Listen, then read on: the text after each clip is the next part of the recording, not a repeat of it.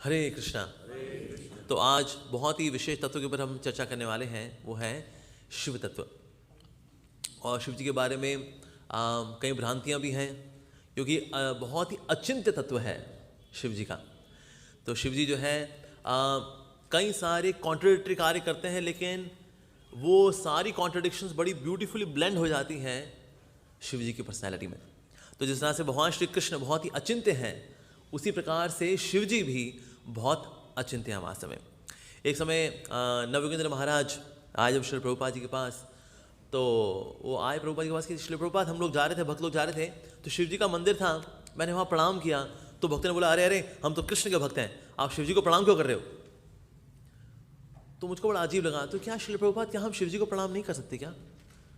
क्योंकि हम वैष्णव हैं इसलिए हम शिव जी को प्रणाम नहीं करेंगे क्या? प्रभुपाद ने कहा, he is a topmost Vaishnava, Lord Shiva is a topmost Vaishnava. किसने बोला उनको प्रणाम नहीं करेंगे? उनको हमें अवश्य प्रणाम करना चाहिए। अगर तुम चाहते हो भक्ति में जो अवरोध है अहंकार का, विशेष रूप से मिथ्या अहंकार का, उसके लिए शिव जी का आशीर्वाद तो बहुत अधिक आवश्यक है। किसने कहा तुमको हम शिव जी को प्रणाम नहीं कर सकते? हमें शिव जी को अवश्य प्रणाम करना चाहिए। तो इस प्रकार से प्रभुपाद जी ने एनकरेज किया डिवोटीज को कि शिव जी का हमें आशीर्वाद लेना चाहिए। तो शिव जी जो है उनका तत्व बहुत ही दिव्य है। वैसे देखा जाए तो वो क्रिएटर भी है और डिस्ट्रॉयर भी हैं। असल में जो शिव जी हैं वास्तव में क्रिएटर भी हैं देखा जाए, क्योंकि वास्तव में जितनी भी लिविंग एंटिटीज़ हैं जो प्रवेश करती हैं पृथ्वी के अंदर, वो नॉट पृथ्वी बल्कि पूरी ब्रह्मांड के अंदर जो प्रवेश करती है, पूरी भौतिक सृष्टि के अंदर जो प्रवेश करती हैं, वो शिव जी से ही प्रवेश करती हैं। तो प्रकृति का और शिव जी का जो इस तरह से मिलन होता है वास्तव में, जिससे कि जीवात्माएं ब्रह्मांड के अंदर प्रवेश करती हैं, इसी को ही शिवलिंग के रूप में प्रस्तुत किया जाता है। तो शिवलिंग जो है वैसा नहीं है जैसे कि कई मुस्लिम प्रीचर जैसे जाकिर नाइक जैसे मूर्ख लोग बताते हैं, वैसा नहीं है कि it's a private part of Lord Shiva and Parvati Shivalinga. कि लिंग का मतलब नहीं होता है लिंग जो है, इट इज लिंग का मतलब होता है सिंबल। प्राइवेट पार्ट का मतलब होता है शिशिनम। जैसे आपने सुना है ना ओला प्यार, जीवेर लालसये इति उतिधाय शिष्णोदर परायण कृष्ण नाही पाए। Shishna is the word for the private parts, not linga. लिंग का मतलब होता है सिंबल। तो इस तरह से ये सिंबॉलिक है कि किस तरह से शिवजी और पार्वती का जो मिलन है, इससे सारी जीवात्माएं ब्रह्मांड के अंदर प्रवेश करती हैं ऐसा। तो इस प्रकार से शिव जी का तत्व है बहुत ही यूनिक है। तो शिव तत्व है, तो ये जीव तत्व जैसा नहीं है, ये भगवत तत्व भी नहीं है और ये जीव तत्व भी नहीं है, ये बीच में तत्व है वास्तव में, ये बीच का तत्व है। तो इसलिए ये जो तत्व है ये माया के परे है। वैसे तो ये वाला तत्व ये माया के परे, ये माया का मालिक भी नहीं है ये वाला तत्व, लेकिन साथ ही माया से दूषित भी नहीं होता, शुद्ध है ये वाला तत्व जो शिव जी का तत्व है। तो इसलिए जो बीच का तत्व है उसमें एक और तत्व भी आता है, गुरु तत्व। इससे प्रभुपाद जी बोला करते थे गुरु तत्व में शिव तत्व में अंतर नहीं है। जिस तरह से गुरु तत्व हमें कनेक्ट करता है कृष्ण के साथ, उस तरह से शिव तत्व भी हमें कनेक्ट करता है भगवान के साथ। इसलिए जो बृहद भागवतामृत है उसमें बताया जा रहा है कि ऐसी जीवात्माएं जो कि ब्रह्मवादी होती हैं, निराकार ब्रह्म की ओर आकर्षित होकर अब ब्रह्म में घूम रही हैं, लेकिन कहाँ जाए, कहते बस ब्रह्म में रहो बस। अब बेचारी घूम तो रही हैं, उनमें ये ज्ञान तो आ गया कि मैं शरीर नहीं हूं, मैं आत्मा हूं, लेकिन ये ज्ञान नहीं आया कि मैं कृष्ण का दास हूं। तो ये ट्रेनिंग देने के लिए कैलाश धाम है, जो कि मटीरियल वर्ल्ड और स्पिरिचुअल वर्ल्ड, भगवत धाम और जो आध्यात्मिक जगत है वैकुंठ जगत और भौतिक जगत, इसके बीच में एक धाम है कैलाश धाम। कैलाश धाम के दो पार्ट हैं। नीचे का धाम है वो है महाकाल धाम, और जो ऊपर का धाम है वो है कैलाश धाम। जो कैलाश धाम है वहाँ पर ऐसी जीवात्मा जो कि ब्रह्म ज्योति में घूम रही है बेचारी, निराकार ब्रह्म में, क्योंकि वो सोचे हुए थे एक तू ही निराकार, बाकी सबका आकार, एक तू ही निराकार। तो निराकार वाले जो सोच के बेचारे निराकार में घूम रहे हैं, लेकिन पता नहीं जिंदगी में करना क्या, अब आगे घूम रहे बेचारे। ऐसे लोगों को शिवजी जो है कैलाश में बुलाते हैं, उनको बुलाते हैं मूर्खानंद। तुम ब्रह्म ज्योति में क्यों घूम रहे हो बेटा? ब्रह्म ज्योति में तुम क्या उखाड़ लोगे किसी का? इसीलिए आओ हम तुमको फर्दर ट्रेनिंग देते हैं। So Shivji's institute of higher education is in Kailash Dham. तो कैलाश धाम में इन जीवात्माओं को बुला करके ट्रेनिंग दी जाती है हरि कथा की और हरिनाम संकीर्तन की। उनको ट्रेनिंग दे करके फिर वैकुंठ जगह दिया जाता है कि आपको भक्ति की ट्रेनिंग आ गई, कर लिया भक्ति शास्त्री, भक्ति वैभव, भक्ति वेदांत, भक्ति सार्वभौम, ये 4 कोर्सेज हैं। सारा कोर्स हो गया, कहता है चलो अब इनको हम वैकुंठ भेज देते हैं, लाइक दैट। तो इस प्रकार से ऐसी जीवात्माएं जो कि ब्रह्म ज्योति में घूम रही हैं उनको वहां भेजा जाता है। और कुछ ऐसे भी भक्त हैं जो कि शिवजी के ही उपासक हैं, शिवजी को ही मानते हैं। तो ऐसे जो भक्त हैं वो फिर महाकाल धाम में शिवजी की उपासना करते हैं। तो जो ये कैलाश धाम है, यहाँ शिवजी अपने ओरिजिनल रूप में है, उनको बोलते हैं सदाशिव। ओके, ये जो सदाशिव रूप है भगवान का, शिवजी का, ये शिवजी का तत्व, ये जो है ये विष्णु तत्व रूप ही है। तो इस प्रकार से शिव तत्व है और विष्णु तत्व है, उनके अंदर कोई अंतर नहीं है। लेकिन यही जब सदाशिव जब ये अपना विस्तार करते हैं ब्रह्मांड के अंदर, तो शिवजी के रूप में प्रकट होते हैं। और उसके बाद जो डिस्ट्रक्शन का फंक्शन लेते हैं वो, तो उनको रुद्र बोलते हैं। तो इस प्रकार से उनके 11 रुद्र अवतार हैं, जिनमें से एक हनुमान जी भी आते हैं। तो शिवजी एक ऐसी स्थिति है जो कि कोई एक्वायर नहीं कर सकता। कोई व्यक्ति ध्यान लगा करके शिवजी नहीं बन सकता, जैसे कोई व्यक्ति ध्यान लगा करके विष्णु नहीं बन सकता, उस प्रकार से कोई ध्यान लगा करके शिवजी नहीं बन सकता। लेकिन उनका जो विस्तार है रुद्र जीवात्मा बन सकती है। अच्छा, कौन सी जीवात्मा बन सकती है, लेकिन उसकी क्वालिफिकेशन क्या है? अगर कोई जीवात्मा 100 जन्मों तक लगातार वर्णाश्रम धर्म का पालन कर ले फ्लॉलेसली, ऐसी जीवात्मा को पोजीशन मिलती है ब्रह्मा जी की। और अगर 100 बार कोई ब्रह्मा जी बन का रोल कर ले तो उसको पोजीशन मिलती है रुद्र की। That means it is very very very very very very very rare कि कोई रुद्र की पोजीशन ले ले, क्योंकि 100 बार पहली बार वर्णाश्रम में बिना गलती के हुए कोई कर ले, बहुत बड़ी बात, तो उनको ब्रह्मा जी की पोजीशन मिलेगी। ऐसा 100 बार ब्रह्मा जी अगर को बन जाए अगर कोई, तो कहेंगे सर आप you are too good man, okay, then one can acquire the position of Rudra. लेकिन शिवजी का जो तत्व है, शिवजी कोई नहीं बन सकता, nobody can become Lord Shiva. Shivji का इतना बड़ा विशेष तत्व है क्योंकि ये भगवत तत्व से अभिन्न है। वास्तव में शिवजी का तत्व है ये भक्तावतार जैसा तत्व है। जैसे श्री चैतन्य महाप्रभु भगवान है लेकिन भक्त है, गिरिराज गोवर्धन भगवान है, भगवत तत्व है, विष्णु तत्व है गिरिराज, लेकिन है क्या? भक्त है। लक्ष्मण जी भगवान है लेकिन भक्त है। भरत जी भगवान है, भगवत तत्व विष्णु तत्व है, लेकिन भक्त है। उसी प्रकार से ये भी भगवान के ही अवतार हैं शिव जी, लेकिन भक्त हैं, ऐसा। तो इसलिए इनका बड़ा यूनिक तत्व है, भक्त भी है और भगवान भी है। इवन भगवान को भी भक्ति का आस्वादन करना होता है, तो इसलिए भगवान ने भी अपने ऐसे कई विस्तार रखे हैं जो कि भक्ति करते हैं। तो शिव जी भी एक ऐसे ही विस्तार है जो कि भक्ति करते हैं। तो ही तत्व जो कि कोई बन नहीं सकता, लेकिन साथ ही भगवान से अभिन्न भी हैं और उनसे भिन्न भी हैं। तो अलग भी हैं और अभिन्न दोनों ही हैं, ऐसा। इन्हें पुराणों में कथा आती है, गौर गोविंद महाराज बता रहे थे एक समय, एक भगवान नरसिंह भगवान का एक भक्त था, तो बैठा था और नरसिंह भगवान का स्मरण कर रहा था, उनकी लीलाओं का स्मरण कर रहा था वो। तो बैठा हुआ था, पास में एक शिव जी का मंदिर भी था। तो शिव जी का मंदिर था, तो वहाँ पर एक शिव का उपासक था।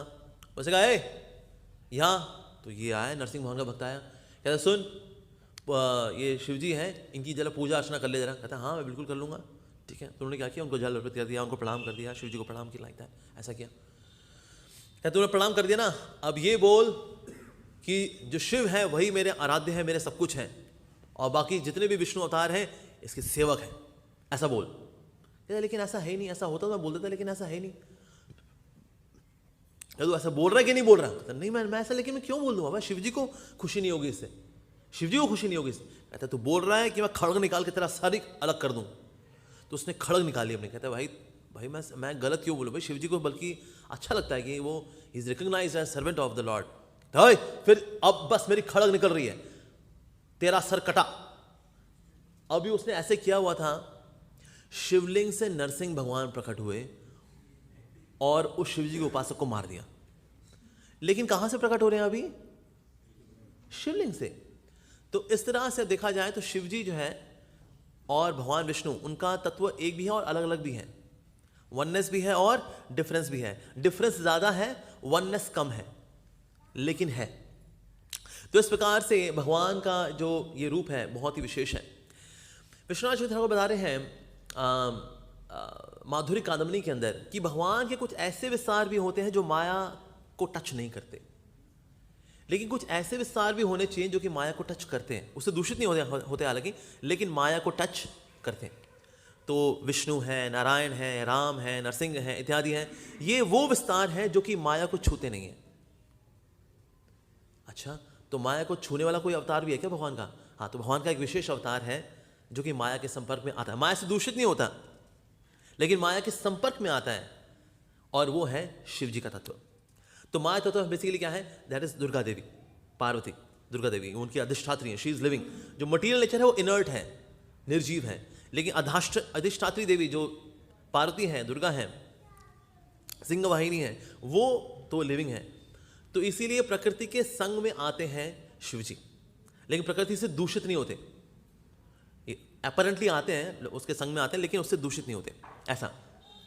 तो इस प्रकार से माया के संग में आकर भी दूषित न होना, वो भी शिव जी का तत्व है। तो ये भी एक विस्तार है भगवान का, ऐसा। तो इस प्रकार से शिव जी का जो तत्व है बहुत ही विशेष है। वैसे शिव जी का मतलब क्या होता है? ऑस्पिशियस, मंगलमय, कृपालु, ये शिव जी का मतलब है, शिव। ऐसा आपने सुना हो ना, सत्यम शिवम सुंदरम, तो लगता है कि ना ये शायद शिव जी के लिए है, पर वास्तव में हमारे आचार्य बता रहे हैं सत्यम शिवम सुंदरम ये वास्तव में भगवान श्री कृष्ण के लिए बोला गया है। सत्यम, परम सत्य कौन है? परम सत्य धीमहि, कृष्ण। अच्छा, सत्यम शिवम, कृपालु कौन है? परम कृपालु, परम दयालु भगवान श्री कृष्ण है, इसलिए शिवम। सुंदरम, श्याम सुंदर, कृष्ण। तो सत्यम शिवम सुंदरम जो है वास्तव में शिव जी के लिए नहीं है। सत्यम शिवम सुंदरम इज फॉर कृष्णा। लेकिन शिव जी का वैसे मतलब क्या है? ये कृपालु है, वास्तव में बहुत दयालु है। इसीलिए भगवान श्री कृष्ण ने अपनी कैबिनेट के अंदर सबसे डिफिकल्ट डिपार्टमेंट शिव जी को दिया। सबसे वाहियात स्टूडेंट्स को सबसे अच्छा टीचर दिया जाता है कि जी आप इतने अच्छे टीचर हो, इन नलायकों को पास आप ही कराओ। इसलिए जितने तामसिक जीव हैं उनका डिपार्टमेंट दिया गया है शिव जी को। इसलिए जितने भी अघोरी बाबा और नागा साधु, हा हा हु करने वाले, धुंधड़ाका करने वाले, जिनको देख के बंदा डर जाए, भूत प्रेत पिशाच ब्रह्म राक्षस, ये सब के साथ ओम नमः शिवाय वाले ही।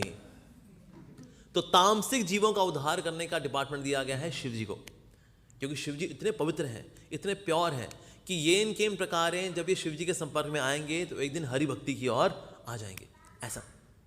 इसलिए उनको सबसे डिफिकल्ट डिपार्टमेंट दिया गया है, ऐसा।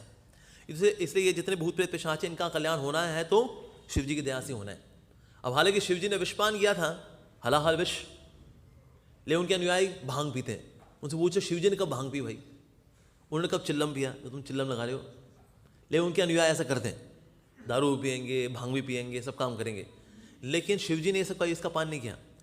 समुद्र मंथन में जो इतना सारा विष निकला था उसको कॉन्सेंट्रेट करके अपनी अंजुलि में ले लिया उन्होंने और उसका पान किया। तो ये शिव जी की क्वालिटी है, पूरे जगत को विष से बचाने के लिए he had a wish to take wish.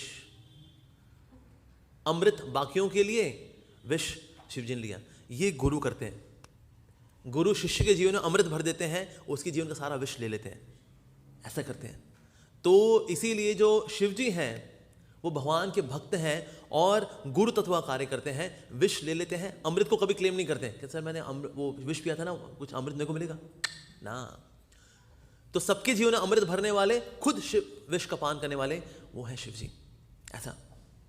इसीलिए उनका नाम पड़ा नीलकंठ, कि शिव जी ने जो है विष का पान किया और उनके गला जो है वो नीले रंग का हो गया उस विष की वजह से।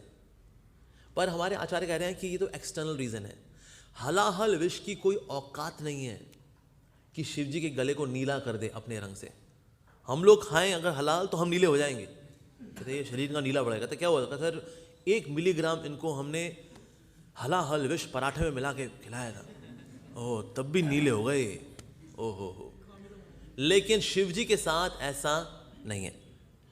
तो शिव जी का भला गला नीला क्यों है, नीलकंठ क्यों है? तो हमारे आचार्य बता रहे क्योंकि एक नीलमणि भगवान श्री कृष्ण है जिनका नाम हमेशा उनके कंठ में रहता है, इसीलिए, क्योंकि वो कृष्ण का हमेशा नाम है और कृष्ण और उनके नाम में, उनके रूप में कोई भेद नहीं है। तो कृष्ण कैसे हैं? नीलमणि। इसलिए उनका गला जो है इफल्जेंटली ब्लू है, नॉट जस्ट ब्लू, क्योंकि इफल्जेंटली ब्लू कौन है? कृष्ण। नीलमणि कृष्ण, उज्जवल नीलमणि कृष्ण। इसीलिए क्योंकि कृष्ण का नाम उन्होंने यहां रखा हुआ है, अदरवाइज विष की क्या औकात। और हलाहल विष ने उस वक्त क्या सोचा, कहते हैं अरे तो हमारा बहुत ही अच्छा कल्याण हो गया भाई, हालांकि शिव जी विष का पान कर रहे हैं लेकिन मैं उनके गले में जा करके कृष्ण के दर्शन करूंगा। तो जैसे उन्होंने विष का पान किया तो शिव जी के संपर्क में आते ही पहली बात तो मिटिगेट हो गया, सारा शुद्ध हो गया। उसके बाद हलाहल विष को तार दिया। कैसे किया, क्योंकि उसने शिव जी के गले में कृष्ण के दर्शन कर लिए, क्योंकि कृष्ण का नाम हमेशा शिव जी के कंठ में है, इसलिए नीलकंठ है वो। नहीं तो विष क्या होता है कि विष डालेंगे उनका गला जो है फिर ट्रांसफॉर्म हो गया, फिर वो टॉक्सिफाई हो गया उनका गला। This belittles the glories of Lord Shiva. तो शिव का तत्व इतना महान है। जो गंगा माई आज हम देख रहे हैं, जिसमें लोग आज स्नान करते हैं गंगा माई के अंदर, ये गंगा माई क्यों आई, कैसे आई, शिव जी की कृपा से आई है। नहीं तो वास्तव में भगवान जब वामन देव का जब चरण छुए, जब उनका अंगूठे ने भेद दिया ब्रह्मांड को, अब वहां से अभी गर्भोदक सागर का भी ये जो सारा जल है कारण सागर का अभी आ रहा है, तो भगवान के चरणों को धोता हुआ आ रहा है। और धोता हुआ है तो ब्रह्मा जी ने अपने कमंडलुओं में भी ले लिया, अरे भाई चरणामृत हमें भी चाहिए, उन्होंने भी चरणामृत ले लिया। जो हेवनली प्लैनेट्स में जो देवी देवता थे उन्होंने भी चरणामृत ले लिया। अब इतना सारा अभी चरणामृत आ रहा है। अब इसको लेकर कौन आ रहा है यहां पर, भागीरथ जी। लेकिन इसका वेग इतना तेज है कि अगर इसके वेग को कोई संभाले ना, अगर ये सीधे पृथ्वी पर अगर आती, अगर गंगा माई पृथ्वी के चिथड़े उड़ जाते तो कोई, अब लेकिन इसको पृथ्वी पर लाए कैसे, ये इम्पॉसिबल टास्क करेगा कौन। सबने तो भाई हल्के हल्के कमंडलू लगाया आपने, कोई उसमें लेकिन गया नहीं, क्योंकि वेग इतना तेज है गंगा माई का। तो सबसे डिफिकल्ट टास्क किसको मिलेगा जी, इम्पॉसिबल टास्क करने के लिए है शिव जी। शिव जी ने कहा ठीक है, मैं आई टेक दिस टास्क, ये प्रोजेक्ट हम मेरे को दे दो जी। तो गंगा माई ने बोला, कहते शिव लेकिन मेरा प्रभाव बहुत तेज है, ब्रह्मांड में मैं ऐसा कोई लोक नहीं है इसमें अगर मैं गिर जाऊं उसके चीथड़े ना उड़ा दूं, इतना तेज वेग है मेरा। शिव ने कहा हाँ आई हैंडल, मैं संभाल लूंगा। Are you sure, are you very sure. Shiv ने कहा 200% श्योर, 200%, कम देख लूंगा। तो गंगा माई जब आई, जैसे ही वो आई उन्होंने जटा बांध दी बस, और गंगा माई अंदर गई, एक बूंद बाहर नहीं। तो गंगा माई आ तो गई, वेग संभल तो गया, लेकिन भगीरथ जी वो उनके पुश्तों का उद्धार कैसे होगा, उसी के लिए तो आना था उनको कल्याण करने के लिए। तो ये प्रोजेक्ट सक्सेसफुल, ऑपरेशन फेल, अब क्या करें। कहते हैं शिव जी आपने धारण तो कर लिया है लेकिन गंगा को रिलीज तो करें। कहते हैं लेकिन इसको रिलीज कर दिया ना सारी पृथ्वी बह जाएगी, इतना वेग है, इतना प्रवाह है, इतना वॉल्यूम है। तो शिव जी ने ऐसे एक लटा ऐसे निकाल दी अपनी बस, तो एक लटा जो ऐसे खोली उन्होंने, उससे जो गंगा निकली, वो ये गंगा जो हम देख रहे हैं, जो होती है ना हर की बॉडी में, कहते हैं बड़ा तेज प्रवाह है जी हर की बॉडी में, ये वो है जो शिव जी ने अपनी एक ऐसी जटा खोल दी, ये वो है। अगर पूरी जटा खोल दें तो हम बह जाएं, पूरी दुनिया बह जाए, गंगा माई में बह जाए। तो इसीलिए 99.999999% जो गंगा माई है वो तो शिव जी ने अपने अंदर ही ले ली, क्योंकि मेरे प्रभु का चरणामृत है वो। वामन देव का चरण छुए ना, उनके चरण को धो के आ रही है, तो इसीलिए उनका भी चरणामृत को हम लेंगे अपने अंदर। लेकिन हाँ, इनका भी लोगों का कल्याण होना है, ठीक है। तो एक जटा ऐसे निकाल देते हैं, जैसे माता में निकाल देंगे, ऐसे एक जटा निकाल दें वाला। शिव जी के लिए इट वाज दैट इजी, कहते ये लो, तुम लोग भी ले लो, कुछ नहीं लो, ऐसे करो। That's the prowess of Lord Shiva. तो इसीलिए जगत कल्याण करने में शिव जी महाकृपालु हैं, वो बहुत दया करने वाले हैं। शिव जी जो कृपा करते हैं, हमारे आचार्य बताते हैं कि ना शिव जी की कृपा दो प्रकार की है, एक है सकपट कृपा, एक है निष्कपट कृपा। सकपट कृपा भी करते हैं जो शिव जी को बताते हैं, अरे शिव जी भोले भंडारी, मैंने 16 सोमवार के व्रत रखे हैं, अच्छा पति दे दो, ये हो जाए, अच्छी पत्नी मिल जाए, क्योंकि खुद बहुत आइडियल गृहस्थ था। जय श्री रुक्मिणी द्वारकाधीश की जय, जगन्नाथ बलदेव सुभद्रा मैया की जय, श्री गिरिराज महाराज की जय, श्री गौनिताई की जय, श्री प्रभुपाद की जय, शिव जी की जय। तो शिव जी के पास कई लोग इसके लिए भी जाते हैं, भौतिक सुखों के लिए, अरे शिव जी कृपा कर दें जी, शिव जी कल्याण कर दें जी, अच्छा पति मिल जाए, अच्छी पत्नी मिल जाए, घर गृहस्थी हमारी अच्छी हो जाए, ऐश्वर्य वैभव हो जाए, प्रमोशन हो जाए, लड़का नहीं हो रहा लड़की हो जाए, लड़की नहीं हो रही लड़का हो जाए, कुछ हो जाए। तो इनको भी शिव जी बोलते हैं सकपट कृपा, तथास्तु, लेकिन शिव जी की जो है निष्कपट कृपा भी करते हैं।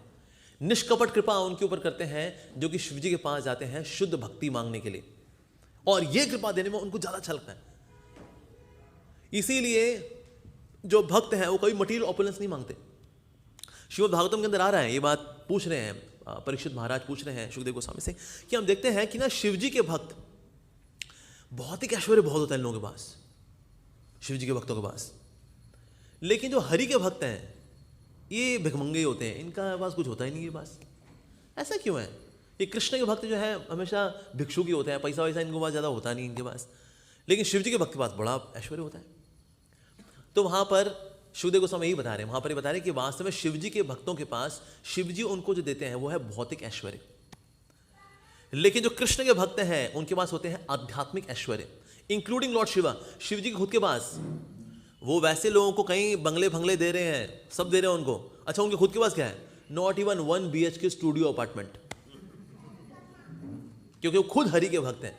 हरि के भक्त उनके पास आध्यात्मिक ऐश्वर्य बहुत होता है, भौतिक ऐश्वर्य नहीं होता है। ऐसा नहीं कि मतलब वो इसके लायक नहीं है, वो इसकी ओर ध्यान नहीं देते। जैसे बड़ी फेमस कथा आप सबने सुनी हुई कि एक समय जब उन्होंने गृह प्रवेश किया, पार्वती ने बोला भाई मैं आपकी सेवा करती हूँ, कुछ तो हो, देखिए अब घर परिवार हो गया है, 2 बच्चे हैं, कार्तिकेय है, गणेश है, कुछ तो घर गृहस्थी हो। चलो ठीक है, ओके ऑलराइट। एक बढ़िया सा महल बना दिया उन्होंने, और आकाश महल, मतलब हवा में फ्लोट करने वाला महल, इतना जबरदस्त महल। अब घर बन गया, गृह प्रवेश भी तो होना है। गृह प्रवेश हुआ, गृह प्रवेश में कई ब्राह्मणों को बुलाया गया, अच्छा सारा अनुष्ठान हुआ, बहुत बढ़िया फंक्शन था, सारे ब्राह्मण बड़े संतुष्ट थे। जिस ब्राह्मण ने जो जो मांगा शिव जी ने उनको तथास्तु दिया, तथास्तु दिया। आखिरी जो ब्राह्मण था वो देख रहा था, शिव जी आप यहाँ सेटल होने वाले? हाँ अच्छा है, हाँ बहुत अच्छा है, तो बताइए गुरुदक्षिणा। कहते हैं गुरुदक्षिणा अब ये अपना घर ही दे दीजिए। शिव जी का ठीक है जी ले लो जी। अगेन शिव जी पार्वती वही है जी, कैलाश पे ध्यान लगा रहे हैं। तो वैसे तो सबको ऐश्वर्य वैभव देने वाले हैं, लेकिन खुद उनके पास कोई ऐश्वर्य वैभव नहीं है। एक बहुत ही सुंदर सा श्लोक है बाय सुभाषित रत्नाकर, तो वो बता रहे हैं स्वयं महेश सुश्रो नगेश सखा धनेश तनयो गणेश। स्वयं महेश यानी कि महाईश है ये तो, और सुरो नगेश यानी कि जो पर्वतों के राजा हैं वो इनके ससुर हैं, और सखा धनेश दोस्त कौन है इनके? कुबेर, वो इनके फ्रेंड हैं। तथापि भिक्षा टनमेव शंभो, लेकिन फिर भी क्या कर रहे हैं ये? भिक्षा मांग रहे हैं ये। वलीयसी केवलम ईश्वरम इच्छा, लेकिन ऐसा क्यों कर रहे हैं वो? क्योंकि ऐसी ईश्वर की इच्छा है। तो भगवान की क्योंकि ऐसी इच्छा है कि आप ना ऐसे सिंपल हो करते हैं, ठीक है हम ऐसा रह लेंगे, तो उनकी खुद की कोई इच्छा नहीं। हालांकि वो सारे ऐश्वर्य प्राप्त करने में पूरी तरह से सक्षम है, लेकिन वो खुद क्या करते हैं? भिक्षा, वो भिक्षु की तरह रहते हैं ऐसा। तो शिव जी खुद जो है उनके पास भौतिक ऐश्वर्य नहीं है, हालांकि हो सकता है उनके पास कैलाश धाम में बहुत ऐश्वर्य है, लेकिन वो किसी ऐश्वर्य से आसक्त नहीं है, बिल्कुल भी नहीं, नॉट एट ऑल। और जितने भी कठिन कार्य मिलते हैं, रेवोल्यूशनरी कार्य मिलते हैं, वो शिव जी को मिलते हैं। जैसे पहले के समय में क्या हुआ करता था, जितने भी देवी देवता थे ये सब के सब, सबका तिलक का एक ही स्टाइल था, उर्दू पुंड्रक। अब राक्षस देवताओं में जब युद्ध होना है, अब युद्ध हो जाए तो देवता लोग पहुंचे भगवान के पास, कहते प्रभु ये राक्षसों ने बहुत बुरा हाल करके रखा हुआ है, आप कुछ करिए ना। भगवान कहते ठीक है मैं सुदर्शन चक्र भेजता हूँ। सुदर्शन चक्र गया, उसने देखा ये उर्दू पुंड्रक लगा हुआ है राक्षसों के, वो वापस आ गया, यार सर ये तो काम नहीं हो पाएगा, ये उर्दू पुंड्रक लगा हुआ है इन लोगों के। तो भगवान ने कहा भाई ये तो बड़ी दिक्कत है, अब मैं हेल्प भी करना चाहूँ राक्षसों की, कैसे देवताओं की कैसे करूँ मैं? राक्षस मरेंगे नहीं क्योंकि उनका भी उर्दू पुंड्रक है, वो भी लगाए हुए हैं ये। तो शिव जी के उन्होंने साथ मीटिंग की, उन्होंने कहा शिव जी एक बड़ा इंपॉर्टेंट डिस्कशन करना है मेरे को, भैया तिलक का स्टाइल बदलो आप। ये राक्षस लोग हैं ना, ये लोग भी उर्दू पुंड्रक ही लगाते हैं, इनका त्रिपुंड कर दो आप।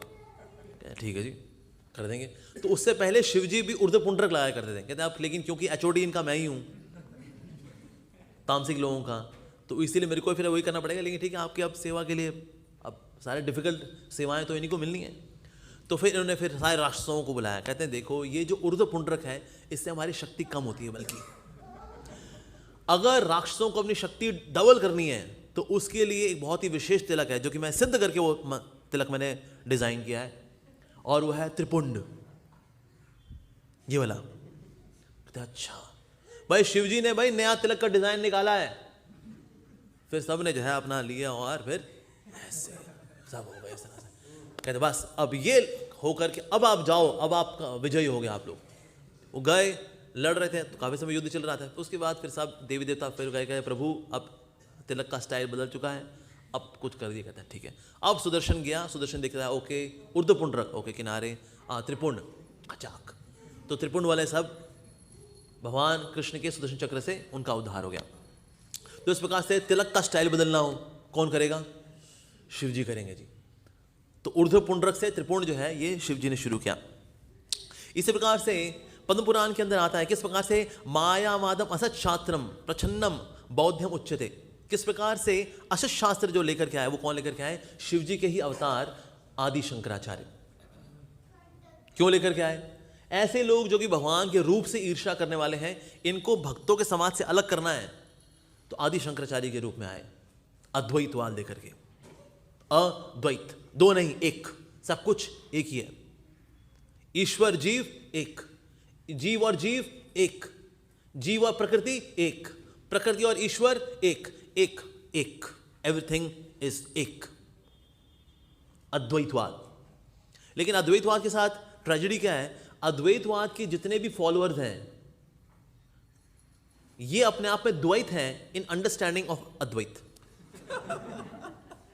सबका अपना अपना कहते, देखिए अद्वैत का जो मतलब है वह है प्रतिबिंबवाद। नहीं नहीं नहीं, प्रतिबिंबवाद नहीं, घटाकाश। अब ये सबके अलग अलग वर्जन है। विवर्तवाद, ये they themselves are not one in the understanding of oneness. वाह, अद्वैतवाद। तो आदि शंकराचार्य जो है ये अद्वैतवाद लेकर के आए, जिसमें उन्होंने वननेस को हाईलाइट किया। पर वननेस हाईलाइट करने का मतलब क्या है? किस तरह से वैष्णव जो कि भगवान के रूप से ईर्ष्या करने वाले नहीं, उनके प्रति सेवन उन्मुख है, उनसे अलग कैसे किया जाए। जैसे बहुत सारे लोग हों, अब किससे मित्रता की जाए? तो एक अनाउंसमेंट कर दिया है अगर कि भाई जिनको आज फ्री की दारू चाहिए होटल रेडिसन ब्लू पहुंच जाओ शाम को 5 बजे। तो कुछ कहेंगे बोले फ्री की दारू, फ्री की दारू, फ्री की दारू वाले सब वहां पहुंच जाएंगे। तो जहां बच गए कहेंगे ये सज्जन लोग हैं। तो इस प्रकार से फ्री की दारू अनाउंस करके द्वेष करने वालों को अलग कर दिया, और जो द्वेष ना करने वाले हैं, जो कि भक्त बनने के लायक हैं, उनको अलग कर लिया। तो ये काम किया। तो उन्होंने कहा ओके अनाउंसमेंट, आदि शंकराचार्य परम सत्य निराकार है। निराकार, अरे वही तो हम कह रहे थे यार, एक बार निराकार हो जाए बस। कहता आ जाओ होटल रेडिसन ब्लू, निराकार की वहां दुकान खुली है, सब वहां पहुंच गए। ये जो बच गए इनको वैष्णव शिक्षा मिल जाएगी, उनको मैं आदि शंकराचार्य जी के रूप में आऊंगा, इनको बताऊंगा प्रज्ञानम ब्रह्म तत्वमसि अहम ब्रह्मास्मि। इनको इसमें ये हमारे महावाक्य ऐसा। तो इस प्रकार से शंकराचार्य जी के रूप में आकर के वो क्या करते हैं? असत शास्त्र देते हैं।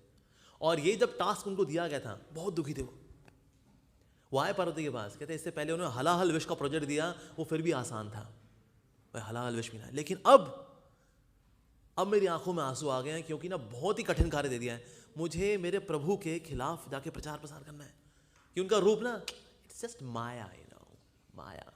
ये रूप क्या है? माया। ये मंदिर क्या है? माया। ये जीव क्या है? माया। क्योंकि एवरीथिंग इज माया, इसलिए हमारे सिद्धांत का नाम क्या है? मायावाद। बिकॉज इतो माया परतो माया, यतो यामी ततो माया, बहिर्माया हृदय माया, मायावाद शरणम प्रपद्ये।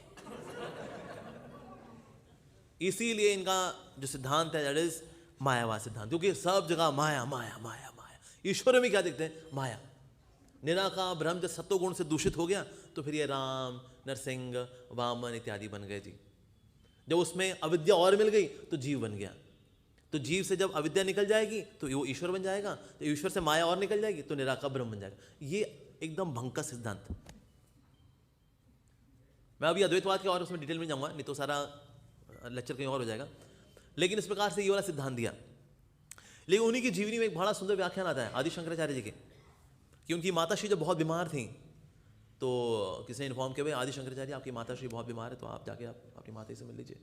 तो अपने शिष्यों के साथ ये पहुंच गए माता के पास। कहते माँ तुम बहुत बीमार। कहता हाँ बस प्राण निकलने ही वाले हैं, तो मुझे उनके बारे में बता दे जिनका तू हृदय भजन करता है, शंकर। कहते ठीक है माँ, ये निराकार ब्रह्म जो सर्वव्यापी है, सर्वसाक्षी है, निर्विकार है। कहता है अरे शंकर क्या कर रहा है तू, मैं कभी भी मर सकती हूं, कभी भी मेरे प्राण निकल सकते, तू क्या कर रहा है, तू मुझे उनके बारे में क्यों नहीं बताता जिनका तू हृदय भजन करता है। कहता ठीक है माँ, तो परमात्मा के बारे में सुन जो कि उपदिष्टा है, अनुमंता है। कहता अरे शंकर मेरे कभी भी प्राण निकल सकते, तू क्या कर रहा है, तू मुझे उनके बारे में क्यों नहीं बताता जिनका तू हृदय भजन करता है। कहता है ओहो माँ, तो सुनो शिष्यों, आप लोग थोड़ा बाहर जाओ, आप लोग बाहर ध्यान लगाओ निराकार ब्रह्म पे, मैं अभी आ रहा हूँ अभी। इनको बाहर भेजा, चुटकनी बंद की। कहता है माँ अब तू राधा श्याम सुंदर के बारे में सुन, ठीक है। उसके बाद फिर आदि शंकराचार्य जी ने राधा श्याम सुंदर उनके प्रति शुद्ध भक्ति, प्रेमा भक्ति उनके बारे में वर्णन शुरू किया। और ये सुनते सुनते उनकी माता श्री ने शरीर त्याग किया, त्याग करके भगवान के धाम चले गई वो।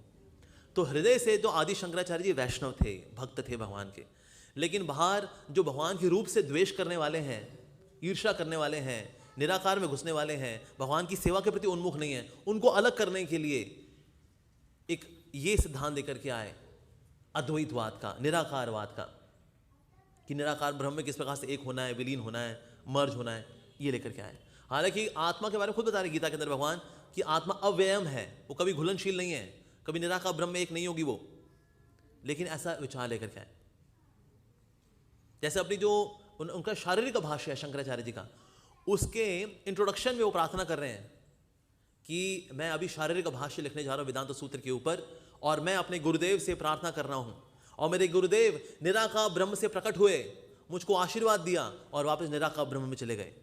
इस बात को वैष्णव कहते हैं। इसका मतलब उनके गुरु निराकार ब्रह्म में एक नहीं हुए थे, तभी तो आए वापस। भाई जो एक हो गया हो, कहता है जो गुरुदेव तो घुल गया। अब जैसे चीनी जो है जब एक बार घुल मिल जाती है पानी के अंदर, एक हो गई वो। अब उस समय मेरे गुरुदेव निराकार ब्रह्म में एक हो गए तो वापस थोड़ी आ पाते। कहते भाई मैं कैसे आऊँगा, अब तो एक हो गया ना अब।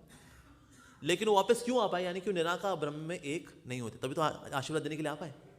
तो इस तरह कई चीज़ें हैं शंकराचार्य जी ने अपनी कॉम्पोजिशन में छोड़ दी, ताकि आगे जाकर वैष्णव लोग जो हैं इन द्वेषी लोगों को धीरे धीरे करके भक्त बना सकें। ऐसा इसलिए कई सारी चीज़ें उन्होंने ऐसी छोड़ दी कि ब्रह्म है उसमें अविद्या, मैं उसमें मायावाद में नहीं जाऊँगा, पर उन्होंने ऐसा जानबूझ करके किया। हालांकि वो जो करेंगे इस फ्लॉलेस, आदि शंकराचार्य जो लिखेंगे इट विल बी फ्लॉलेस, लेकिन उन्होंने जानबूझ करके ऐसी चीज़ें छोड़ दी ताकि निराकारवादी आगे जाके जब किसी वैष्णव भक्त से मिलेंगे तो उनको पता लगा अरे यार आदि शंकराचार्य ने हमको ग्रेजुएशन कराई थी, ये वैष्णव हमको आगे पोस्ट ग्रेजुएशन करा करके भक्ति करा रहे हैं। तो ऐसे इम्पॉसिबल कार्य हैं, ऐसे बहुत ही डिफिकल्ट कार्य है, ये शंकराचार्य जी ने जब दी, ओ माय गॉड। और इनकी फिलॉसफी इतनी इंट्रिकेट है, ओ माय गॉड, अद्वैतवाद। ये प्रभुपाद जी का भक्त था, उसने सोचा मैं पढ़ूँ ये मायावाद है क्या भाई, ये पढ़ा, उसने कुछ समझ में नहीं आया। कहते है क्या यार, ये ब्रह्म है, निराकार ब्रह्म है, ब्रह्म के साथ जब अविद्या है तो हो गया ईश्वर है, जब अविद्या में उसकी परछाई है तो जीव है। कहते क्या चक्कर क्या है ये। तो पहुंचा प्रभुपाद, कहते श्रील प्रभुपाद मैंने पढ़ा ये अद्वैतवाद, कुछ समझ में नहीं आया श्रील प्रभुपाद। प्रभुपाद ने कहा it means you are very intelligent. How can an intelligent person understand something foolish. तुमको इससे समझ नहीं आया बिकॉज वो समझने वाले को बात नहीं, वो कंफ्यूज करने के लिए है, वो कंफ्यूज करने वाली चीज़ है। इसलिए अद्वैतवाद के जो टीचर्स हैं उनको खुद को क्लियर नहीं है, मतलब वो लगे हुए हैं तेरा जो मत है तू ले ले, मेरा मत, लेकिन अद्वैत है ये ऐसा। तो आदि शंकराचार्य जी के रूप में आए शिव जी, बहुत ही कठिन कार्य उन्होंने किया। एक बहुत ही इंपॉर्टेंट जो वक्तव्य आता है वो है शिव जी की dealings in terms of with the Lord. जैसे कि भगवान श्री राम का शिव जी की उपासना करना, ये रामचरितमानस में आती है, वाल्मीकि रामायण में नहीं आती कथा, अब रामचरितमानस में आती है किस प्रकार शिव जी की उपासना कर रहे हैं, पूजा अर्चना कर रहे हैं श्री राम। तो फिर कॉन्फ्लिक्ट रिजॉल्व करने के लिए कहते हैं देखो सब आपस में एक दूसरे की पूजा कर रहे हैं, लोग शिव जी इनकी पूजा कर रहे हैं, राम जी इनकी पूजा करते हैं, सब आपस में एक दूसरे की पूजा कर रहे हैं। पर ऐसा नहीं कि इस तरह से आपस में पूजा करें तो आपस में अब हमारा जो कॉन्फ्लिक्ट रिजॉल्व हो गया, बढ़िया हो गया, नहीं ऐसा नहीं है। राम जी जो है शिव जी की पूजा इसलिए कर रहे हैं ये संदेश देने के लिए कि मैं भी भक्तों की हेल्प, उनका आशीर्वाद देता हूं। भगवान तो जीवात्मा को तो वैष्णव का आशीर्वाद जरूर लेना चाहिए। जब राम जी ने जब तीर चलाया, वो तीर का जो शाफ्ट था, उसका जो एरो था, उसका आगे का शार्प पार्ट है, जो उसके पीछे का जो फ्लावर वाला पार्ट है, ये सब के सब देवी देवताओं का बना हुआ है। ये चलाया था उन्होंने रावण के ऊपर। क्या भगवान श्री राम नहीं मार सकते अपने अस्त्र से, राम अस्त्र से, राम बाण से? मार सकते हैं, लेकिन ये बताने के लिए कि हमें वैष्णव की हेल्प लेनी चाहिए, उनका आशीर्वाद लेना चाहिए, ऐसा। तो शिव जी जो है इन पे ध्यान करते हैं, ये शिव जी भी ध्यान करते हैं, लेकिन फिर भी भगवान भगवान है, भक्त भक्त है। जैसे माँ बच्चों को ना सेरेलैक खिलाती है, कहते हैं ओ हमारा बेबी सेरेलैक खाएगा, और माँ सेरेलैक लेती है और बच्चे को सेरेलैक खिलाती है, खोलो बेटा मुंह खोलो, बेबी ने सेरेलैक खा लिया। बच्चा क्या करता है, वो भी कटोरी में हाथ मारता है सेरेलैक की, और उसके हाथ में सेरेलैक लगा हुआ है, और माँ क्या है करता है, माँ कहती है ओ अब मम्मा भी सेरेलैक खाएंगी, मम्मा ने भी सेरेलैक, अब बेबी की बारी है, बेबी सेरेलैक खाएगा। तो बेबी जो है माँ को सेरेलैक खिला रहा है, और माँ जो है बेबी को सेरेलैक खिला रही है, लेकिन फिर भी माँ माँ है, बच्चा बच्चा है। हम ये नहीं कहेंगे बीच बीच में बच्चा माँ बन जाता है और माँ बच्चा बन जाती है, ऐसा नहीं है। माँ माँ ही रहती है, बच्चा बच्चा ही रहता है, भले ही दोनों एक दूसरे को सेरेलैक खिला रहे हैं, ये भी उसको सेरेलैक खिला रही है, उसको सेरेलैक खिला रहा है। उस तरह से भगवान भी भक्तों को पूजते हैं, उनकी पूजा करते हैं, उनके सारथी बनते हैं, उनकी चप्पलें उठाते हैं, लेकिन फिर भी भगवान भगवान है, भक्त भक्त हैं। उस प्रकार से शिव जी इनकी आराधना कर रहे हैं, ये शिव जी की आराधना कर रहे हैं, भले ही दूसरी की आराधना करें, पूजा अर्चन करें, लेकिन फिर भी भगवान भगवान है, भक्त भक्त है, ऐसा है। तो इससे शिव जी कई बार ऐसे कार्य करते हैं कि वो युद्ध भी करेंगे। जैसे कि रामायण में कथा आती है कि जब ये हो गया कि कौन सर्वश्रेष्ठ है, परम कौन है भला, तो कहा ठीक है भाई सिंपल है, दोनों का युद्ध करा लेते हैं, शिव जी और भगवान विष्णु का।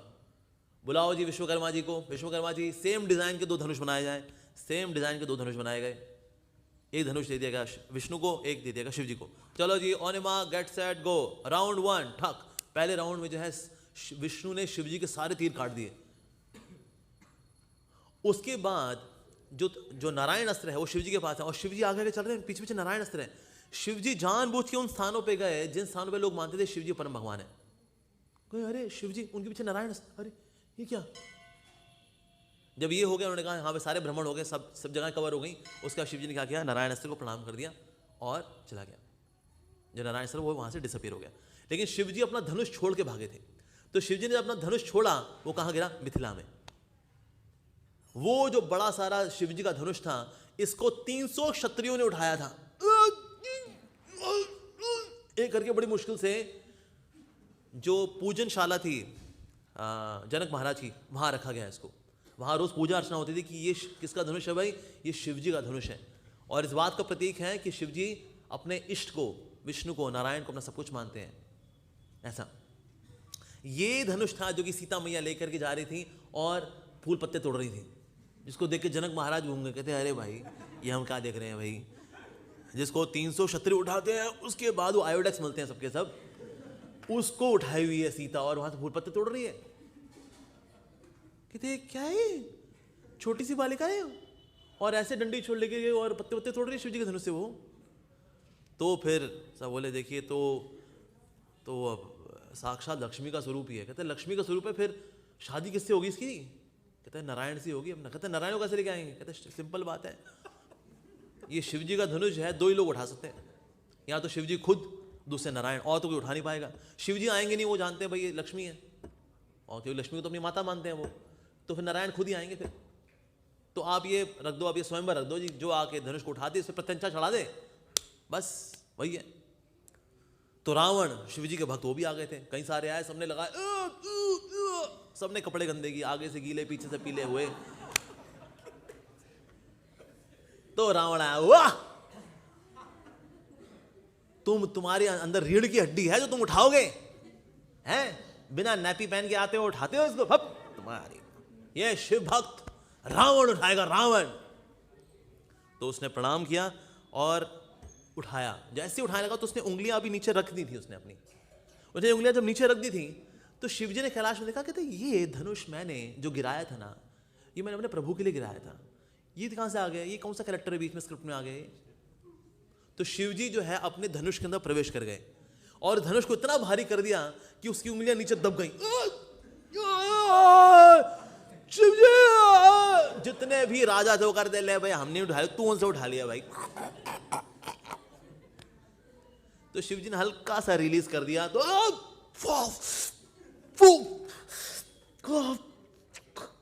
कहते हो गया तुम्हारा त्रिलोकेश्वर रावण जी।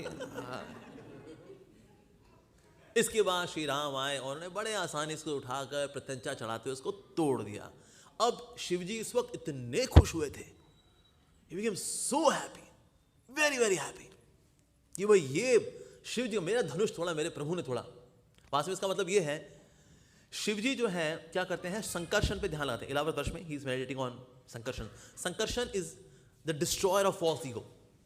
तो किसी को अगर अपना अहंकार तोड़ना हो अगर, तो उसको हरि के पास जाना चाहिए। हरि हैं जो अहंकार को तोड़ते हैं। ये अहंकार इज रिप्रेजेंटेड बाय द धनुष। धनुष को कोई नहीं उठा पाया, इस जगत में कोई अपने अहंकार को नहीं उठा पाता। अहंकार की सब सेवाएं कर रहे होते हैं, मैं। धनुष कोई नहीं उठा पाया, ये मैं का धनुष कोई नहीं उठा पाया। मैं अहंकार का धनुष, अहंकार का धनुष अगर तोड़ते हैं तो ठाकुर जी तोड़ते हैं। तो श्री राम ने इसको उठा करके प्रत्यंचा चढ़ाते उसको तोड़ दिया, ये बताते हुए कि अगर अहंकार का धनुष तोड़ना है अगर, तो मेरी शरण में आना पड़ेगा, ऐसा। लेकिन ये धनुष किनसे आया? ये शिवजी से आया। वास्तव में ये शिवजी का धनुष है ये। लेकिन शिवजी का धनुष जो टूटा, सबसे अधिक हर्ष हुआ तो शिवजी को हुआ।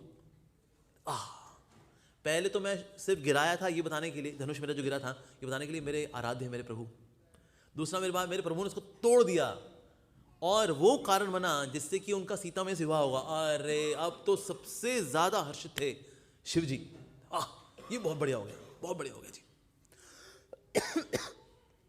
इसके बाद रावण को भगवान ने कोचिंग भी दी है।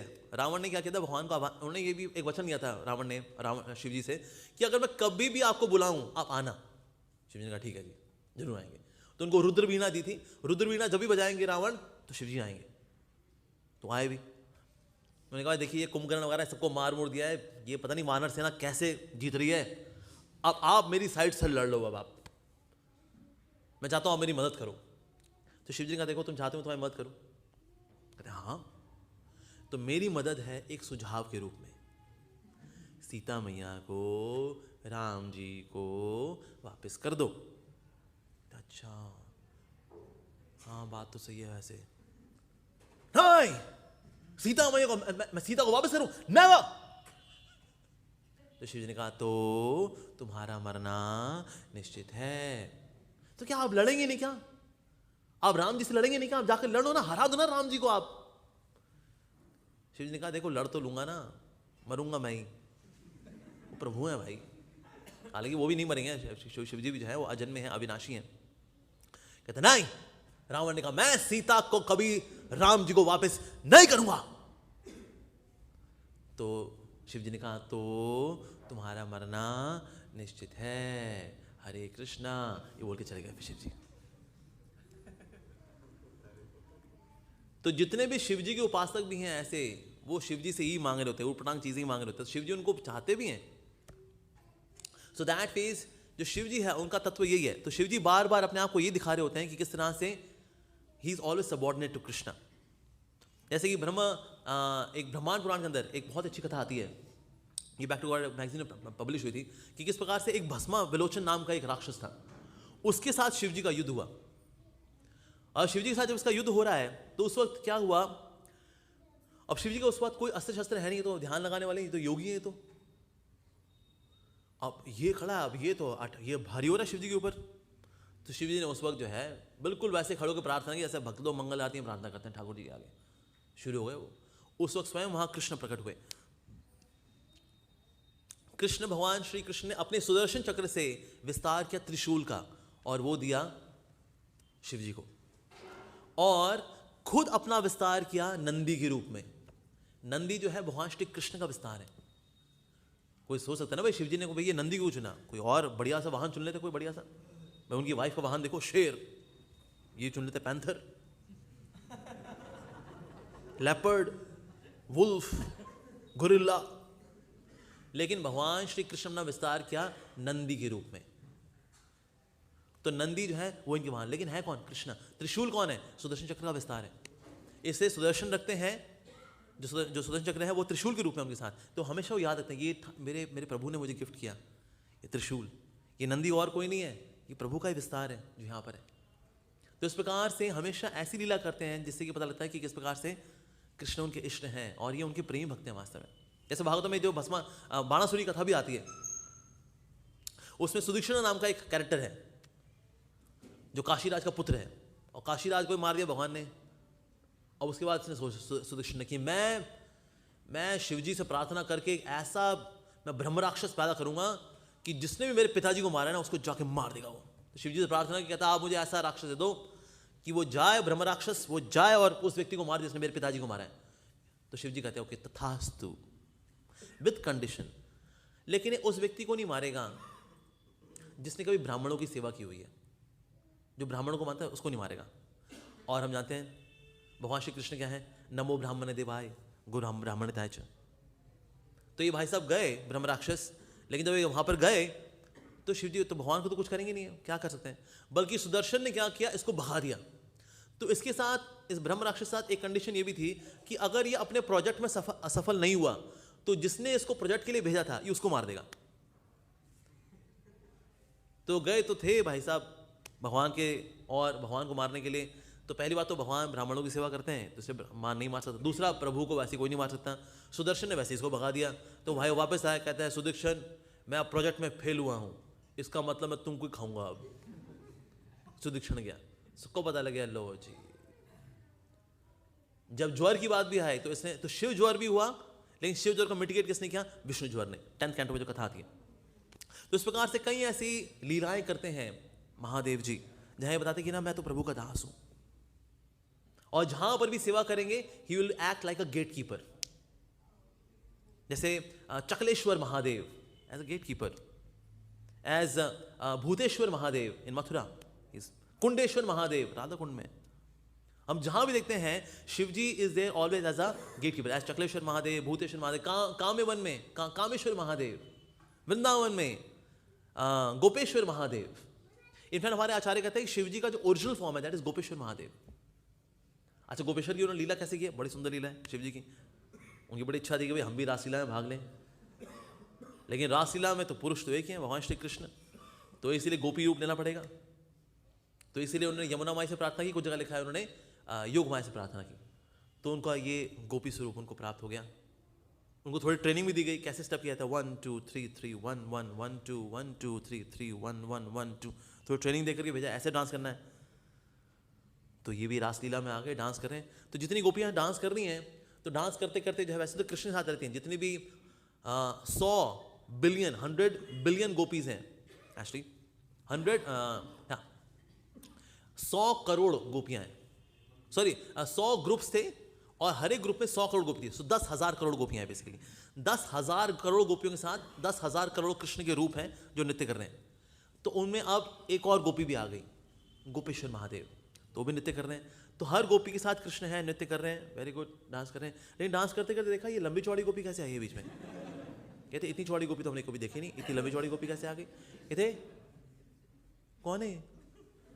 तो ऐसे सब नृत्य तो कर रहे हैं कृष्ण के साथ, कहते बहुत लंबी चौड़ी गोपी है, इतनी लंबी चौड़ी हमने दिखी। कहते सब छोटी छोटी हम लोग, ये तो बहुत लंबी चौड़ी है।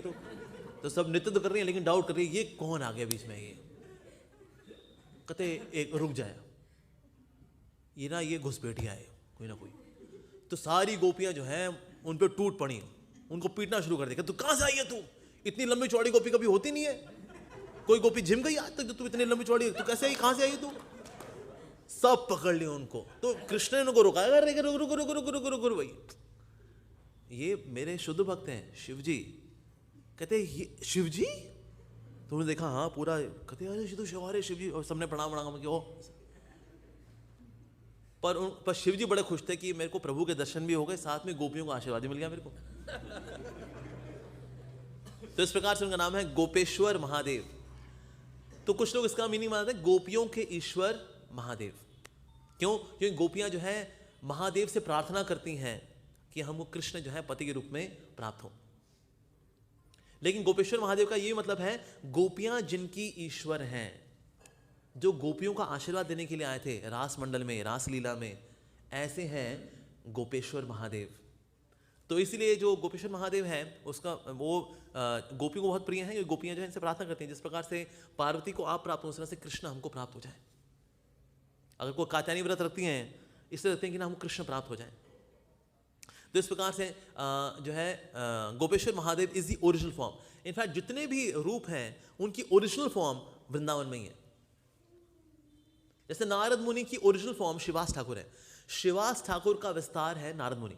हमने उल्टा सुना हुआ है, नारद मुनि बिकेम शिवास, है ना। हम नहीं जानते हैं शिव जी बने Gopeshwar. Actually original form of Lord Shiva is as a gopi, Gopeshwar Mahadev, ऐसा है। तो इसलिए जितने भी ये कार्य करते हैं तो ये यही बता रहे होते हैं कि किस प्रकार से मैं वास्तव में प्रभु का दास हूं। एक समय रासलीला के समय में श्रीमती राधा रानी ने पूछा कृष्ण से, नृत्य करते करते सवाल पूछ रही है, तो शिव जी के बारे में प्रश्न पूछा कि ऐसा क्यों कि ना ये शिव जी राख मलते हैं अपने ऊपर, ऐसा क्यों इनके पंचमुख हैं, इनकी 3 आंखें हैं, इनकी दिगंबर वेश में रहते हैं हमेशा, कि जिनकी दिगंबर मतलब जिसने दिशाएं धारण की हुई हैं एज क्लॉथ, कपड़े के रूप में और कुछ नहीं है, दिशाएं, तो उसको बोलते दिगंबर। जटाएं भी हैं इनकी, ये सांप भी पहनते हैं गले के अंदर, इनका वाहन जो है वो बैल सा है, शमशान में रहते हैं ये, और धतूरा फूल वगैरह होते हैं जिसमें कोई खुशबू नहीं होती, बड़ा अजीब से फूल होते हैं, वो इनको अर्पित होते हैं। ऐसा क्यों? तो भगवान श्री कृष्ण जो है अब ग्लोरीफाई कर रहे हैं। ये आती है ब्रह्म वैवर्त पुराण में कथा आती है। तो अब शिव जी की प्रशंसा कर रहे हैं भगवान श्री कृष्ण। तो भगवान श्री कृष्ण बताते हैं कि वास्तव में उनका राख मलना क्या है। ये राख कोई साधारण राख नहीं है कि कोई कागज वगैरह लिए उसको जलाया तो राख वाख मल ली। ये वो राख है जब भगवान के भक्त जब समाधि लीन होते हैं या उनको अग्नि दी जाती है भगवान के शुद्ध भक्तों को, उसके बाद अब ये जो राख होती है इसको मलते हैं। वो कपाल धारण भी करते हैं। हमने देखा होगा शिव जी जो है अक्सर उन्होंने खोपड़ियां के हार भी उन्होंने पहने होते हैं महाकाल रूप में। ये कौन सी खोपड़ियां हैं? उन्होंने वही वैसे उठा ली खोपड़ी, अक्कड़ बक्कड़ में वो बोल लिया ना, ये असल में ये वो अवशेष हैं जो कि भगवान के शुद्ध भक्तों के हैं। जब भगवान के भक्त अपना जीवन भर सेवा करने के बाद जब शरीर त्यागते हैं तो उनका वो दिव्य शरीर से जो बचे हुए जो उनके अंग बचे हुए हैं उनको जो है माला के रूप में धारण करते हैं कि वैष्णव, ये भगवान के शुद्ध भक्त हैं, वैष्णवों को धारण किया हुआ शिव जी ने।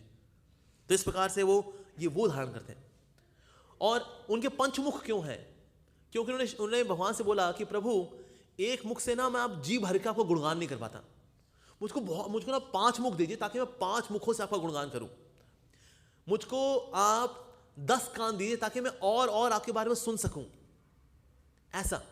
और ये 2 नेत्र कम पड़ते हैं, मुझको एक और नेत्र दे दीजिए आप, 3 नेत्र तो निहार सकूं। तो कुल मिला कितने नेत्र हो गए उनके? वैसे बोलते हैं 3 नेत्र हैं शिव जी, पर असल में 3 नेत्र नहीं है, 15 नेत्र हैं उनके। बिकॉज 5 into 3 कितने हो गए? 15। सो ही हैज गॉट 15 आईज, ऐसा। तो शास्त्रों में ऐसे भी आता है जो सत्वगुणी लोग हैं उनको अपनी राइट आई से उनका कल्याण करते हैं, उन पर कृपा करते हैं अपनी राइट आई से।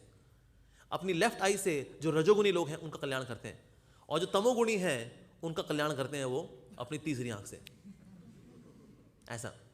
हालांकि तीसरी आंख से उन्होंने कामदेव को भी जलाया, उन्होंने उसको अनंग कर दिया, उसको बॉडीलेस कर दिया उसको। तो कुछ ऐसे लोग हैं जो कि शिव जी के बारे में नहीं जानते वास्तव में, जो उनको बताते हैं well Lord Shiva is nothingness, I am slave of Lord Shiva and I am slave of nothingness. वाह क्या बात है। पर Lord Shiva is not nothingness. ये वास्तव में उनका अपमान है शिव जी का, उनको नथिंगनेस बताना कि well he is just nothingness. उनमें मटीरियली देयर इज नथिंग, पर चिन्मय रूप से स्पिरिचुअली ही इज सच्चिदानंद। शिव जी सच्चिदानंद, he is not nothing, he is सत, ही इज चित, ही इज आनंद पर्सोनिफाइड, ऐसे शिव जी। तो इसीलिए उनके 5 मुख हैं, 5 मुखों से अपनी जो 15 आंखें हैं इससे भगवान को निहारते हैं वो। अपनी 10 आंखों से अपने 10 कानों से भगवान के बारे में सुनते हैं वो, और 5 मुखों से भगवान का गुणगान करते हैं वो। इसीलिए जो है उनकी इस प्रकार से। अच्छा, उनके जटाएं क्यों हैं? जटाएं जो है वास्तव में उनकी जटाएं भी सिंपल नहीं है, जटाएं उनकी येलो कलर की हैं, येलो इफल्जन कलर की। शिव जी खुद जो है एज सदाशिव इज गोल्डन। जब वो रुद्र रूप में आते हैं then he has got crimson red colour. आप देखा है बहुत एक डार्क कलर का रेड कलर होता है, वैसा कलर है शिव जी का when he comes as Rudra. पर सदाशिव के रूप में he is golden in complexion. Why? शुद्ध भक्ति का कलर क्या है? राधा रानी का colour is golden, so is golden in complexion as Sadashiv. अच्छा, उन्होंने सर्प क्यों धारण किए हैं वास्तव में? क्योंकि सर्प ये और कोई साधारण सर्प नहीं है, ये है संकर्षण। ये संकर्षण जी का ही रूप है जो कि उन्होंने अपने गले में धारण किया हुआ है शिव जी ने, ऐसा। और साथ ही जो वाहन है मैंने बताया नंदी है, क्यों? क्योंकि वो उनका उन्होंने विस्तार किया। शमशान में इतने तामसिक लोग हैं, उनका कल्याण करने के लिए वो शमशान में है। और धतूरा फूल जिसमें कोई खुशबू नहीं होती, वो क्यों है? क्योंकि जितनी खुशबू वाले फूल हैं उन्होंने कृष्ण को अर्पित कर दिए। जिन फूलों में खुशबू है शिव जी ने कृष्ण को अर्पित कर दिए। और ऐसे फूल जो बच गए जो कि जिनमें कोई खुशबू नहीं होती, कहते हैं बस ये मेरे लिए हो गए, ठीक है। हाँ, तो अच्छी से अच्छी चीज़ उन्होंने कृष्ण को अर्पित की है, बाकी अपने रखा ऐसा। तो इसलिए धतूरा फूल वगैरह वो ऐसा वो अपने पास रखते हैं। तो जो शिवरात्रि है, शिवरात्रि ये जो ओकेजन है ये शिव जी का जन्म का नहीं है। शिव जी तो अजन्मे हैं, अविनाशी हैं, उनका जन्म नहीं होता ऐसा। हालांकि भगवान कृष्ण का जन्म भी नहीं होता, वो भी प्रकट होते हैं लीला करने के लिए। पर कुछ लोग ये मानते हैं वेल शिव जी श्रेष्ठ हैं क्योंकि ना शिव जी अजन्मे हैं, ऐसा नहीं है। तो शिव जी जो है वास्तव में अजन्मे हैं, नो डाउट, और अविनाशी है वो। ये शिवरात्रि जो है it's the occasion of the marriage of Parvati and Lord Shiva. शक्ति और शक्तिमान का आपस में जो विवाह होना है शिव जी का पार्वती का, ये वो प्रसंग है ऐसा। किस प्रकार से उनकी शादी हुई, बहुत धूमधाम से उनकी शादी हुई है। और ये वो मैरिज है जब सती के रूप में थी। सती ने जब डाउट किया था श्री राम के ऊपर कि अरे कैसे प्रभु हैं, स्त्री का विलाप कर रहे हैं, ओ सीते सीते है, प्रभु कैसे हो सकते हैं? शिव जी ने कहा पार्वती डाउट नहीं करते, प्रभु लीला कर रहे हैं ना, डाउट नहीं करते, डोंट डाउट। कहते हैं अच्छा हाँ ओके। गुरु को कुछ बोले ना डाउट नहीं करना चाहिए, पति कुछ बोले डाउट नहीं करना चाहिए। फिर भी डाउट था उनको, तो शिव जी तो आप ध्यान लगाएं, तो उन्होंने कहा देख लेती हूँ। तो गई श्री राम जी के पास, सीता मैया का रूप धरे गई, कहते हे प्रभु मैं यहाँ हूँ। तो राम जी ने बोला अरे पार्वती जंगल में अकेली घूम रही हो, पति कहाँ तुम्हारे? तो वो लगता है मेकअप में लगता है कुछ कमी रह गई मेरी, वो वैसे ही थोड़ा रास्ता भटक गई थी, चली गई। लगता है मेकअप में कुछ कमी रह गई। इस बार अच्छे से मेकअप करके नदी में देखा आपने, हाँ पूरा एकदम चिंटक टकाटक। फिर पहुंच गए, कहते हे प्रभु आप मुझे ढूंढ रहे हैं? कहते अरे पार्वती तुम फिर यहाँ आ गई, पति कहाँ ऐसे अकेले नहीं घूमते? अब पता लग गया भाई मैं महामाया अच्छो घुमा दूं, ये वक्त तुरंत पहचान लेता मेरे को। कहते प्रभु ही हैं। साष्टांग दंडवत कर दिया उन्होंने। उसके बाद ये आ गई, वापस आ गई, पांचांग दंडवत किया, साष्टांग नहीं पांचांग दंडवत करिए। फिर वापस पहुंची शिव जी के पास।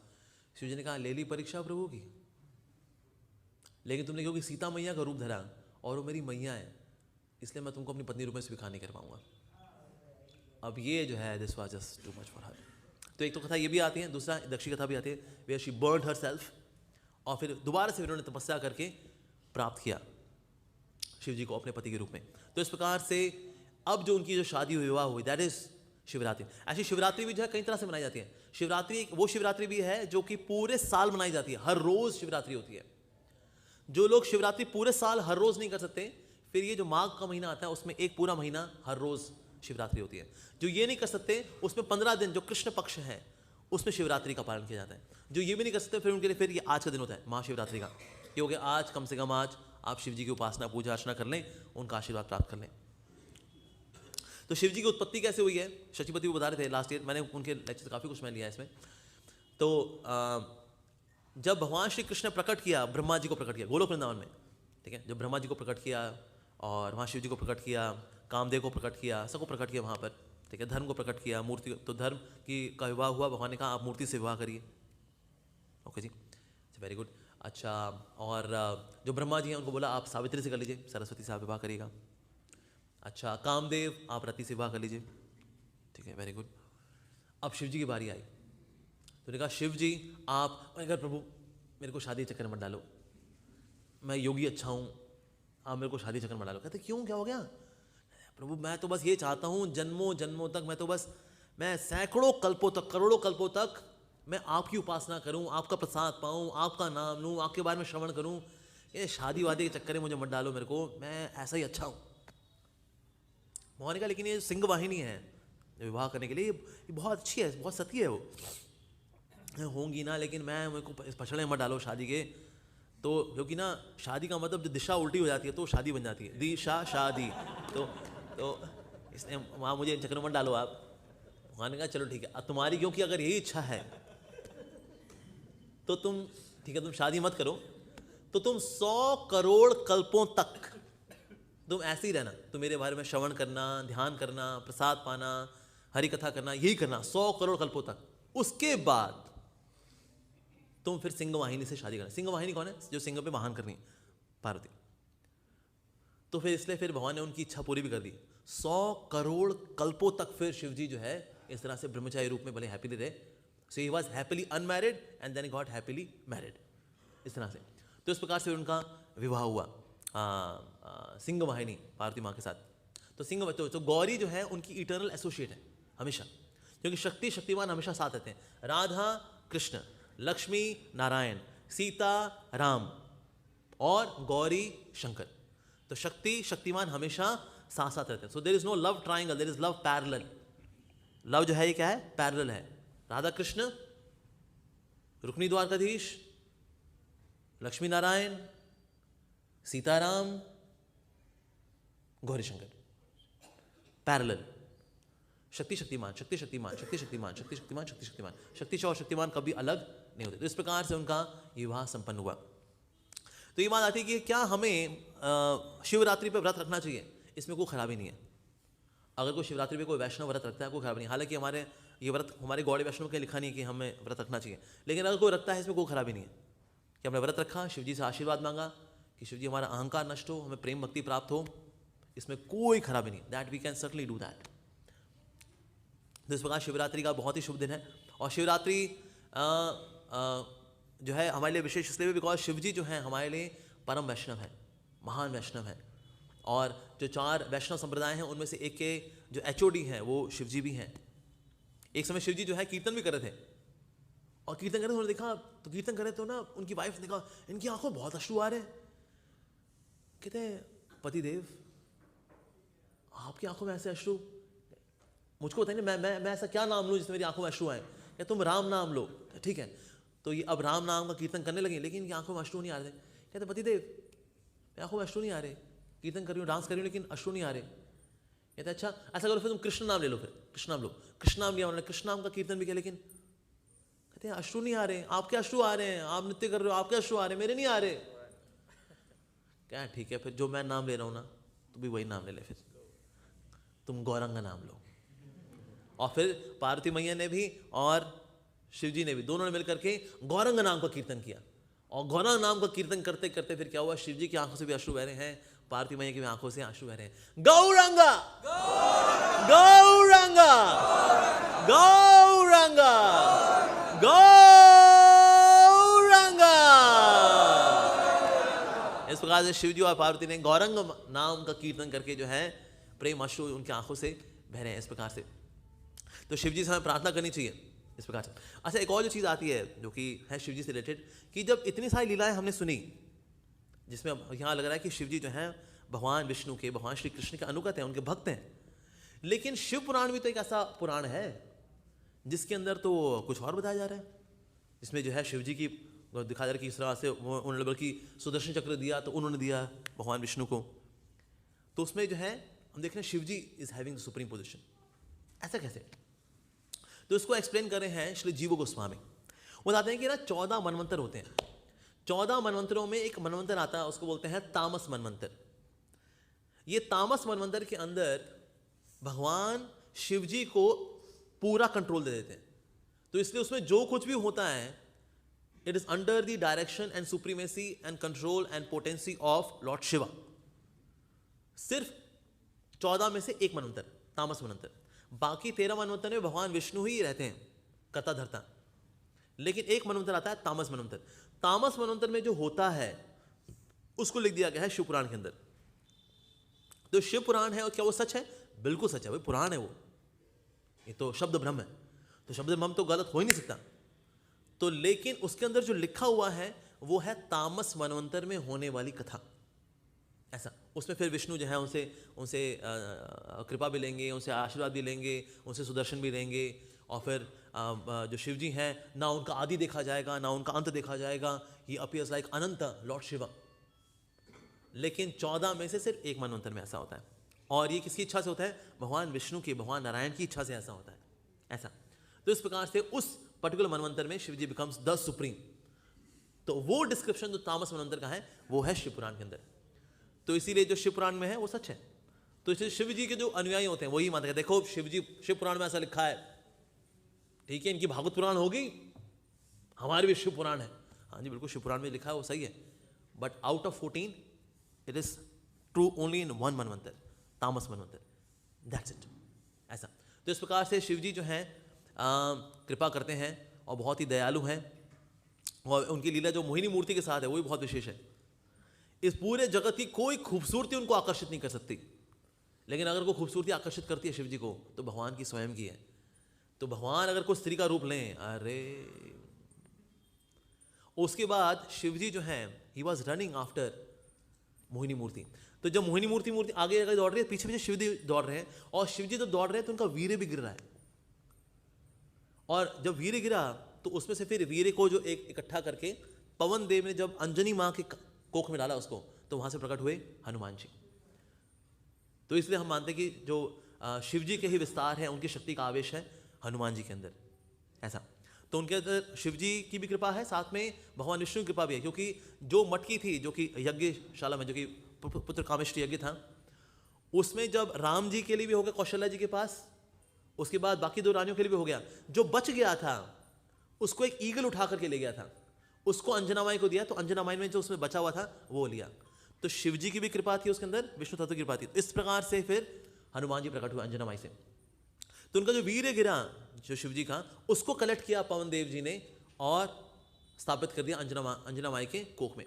तो इस प्रकार से पवन पुत्र हनुमान भी कहलाते हैं वो, और रुद्रावतार भी कहलाते हैं हनुमान जी। ऐसा, और विशेष रूप से शिव जी उन जगह पे दौड़ रहे थे जहां पर लोग ये मानते थे परम योगेश्वर है शिव जी। शिव जी बताया, हाँ मैं योगी हूं, पर मेरा योग है किनके लिए? मेरे ठाकुर जी के लिए। अभी स्त्री रूप में आए मोहिनी मूर्ति, देखो उनके पीछे पागल हो रखा हूं मैं। और उसके बाद उन्होंने आलिंगन भी किया उनका, भगवान का। यूजली अगर कोई व्यक्ति का वीर्य निकल जाता है तो बड़ा गिल्ट आता है, अरे वीर्य निकल गया, अरे आहा। लेकिन शिव जी बहुत खुश हैं, बहुत खुश हैं वो। तो वहां प्रभुपाद तात्पर्य में लिख रहे हैं, इसका मतलब है शिव जी का यह कार्य महामाया के अनुगत नहीं था, ये योग माया के अनुगत था। योग माया के अनुगत जो भी कार्य होता है उसमें कभी गिल्ट नहीं आता, अरे क्या हो गया यार, ओहो सो सैड। ऐसा कोई योग माया में, महामाया के कार्य में ऐसा होता है, अरे ओहो वीर्य निकल गया मेरा, ओहो अरे। शिव जी के अंदर गिल्ट नहीं आया। There was no guilt in lord Shiva after releasing his semen chasing after Mohini. कि उनको बताया, अरे मैं तुमने ठाकुर जी से आकर्षित हुआ। वाह। हालांकि साउथ इंडिया में देयर इज वन पर्सन, उनका नाम है Ayyappa. He is considered to be as a child of Mohini and Shiva. तो इस बात में ऐसा इसका कुछ शास्त्रिक नहीं है, लेकिन है साउथ इंडिया में there is a one cult जो कि ऐसा मानते हैं कि Ayyappa is the son of Mohini and Shiv ji की। जो उनका जो मिलन हुआ तो उसमें फिर जो पैदा हुए वो थे अयप्पा। पर होता है कि हमारे जो इस दुनिया में जो हमारे बायोलॉजिकल अंडरस्टैंडिंग है वो अक्सर हम भगवान पे और शिव जी पे भी डाल देते हैं ऐसा। So Ayyappa can be having combined potency of Shiv ji and Vishnu. पर इसका मतलब ये नहीं कि कोई उनका वो रिप्रोडक्शन हो गया, वो लड़का लड़की वाला, ये सब जो है टुच्ची बात है। तो मोहिनी मूर्ति से आकर्षित हुए, लेकिन जगत की कोई सुंदरता आकर्षित नहीं कर सकती। स्वयं पार्वती को, जो महामाया को अपनी गोद में बिठा करके भागवतम बोले, भाई वो क्या व्यक्ति होगा? That is Lord Shiva, that is Lord Shiva. इसलिए जब उनके जो चित्रकेतु महाराज यही तो देख रहे थे, कहते भाई जिस संकर्षण की मैं पूजा करता हूँ ये भी संकर्षण की पूजा करते हैं हम लोग, गुरु भाई लोग मजाक भी कर रहे थे ना, कहता अबे तू तो है। हंसी मजाक में जैसे एक बार ऐसा हुआ था हमारे, जैसे ईस्टर क्लास में हम लोग थे, तो हम लोग कीर्तन कर रहे थे, वहाँ कुछ ऑस्ट्रेलिया से कुछ आए थे, स्टूडेंट्स आए हुए थे, तो सब डांस कर रहे थे। तो मेरे पीछे एक माता जी ने हाथ रख लिया था और हम लोग रेल बनाए थे। अब मैंने ध्यान नहीं दिया, सबके गोरे हाथ होते हैं, प्रभु माताओं। तो हो गया कुछ समय बाद मैंने देखा, अरे तुम माता जी हैं, तो मैंने छोड़ा के फिर अलग हो गए, फिर हमने डांस कर लिया।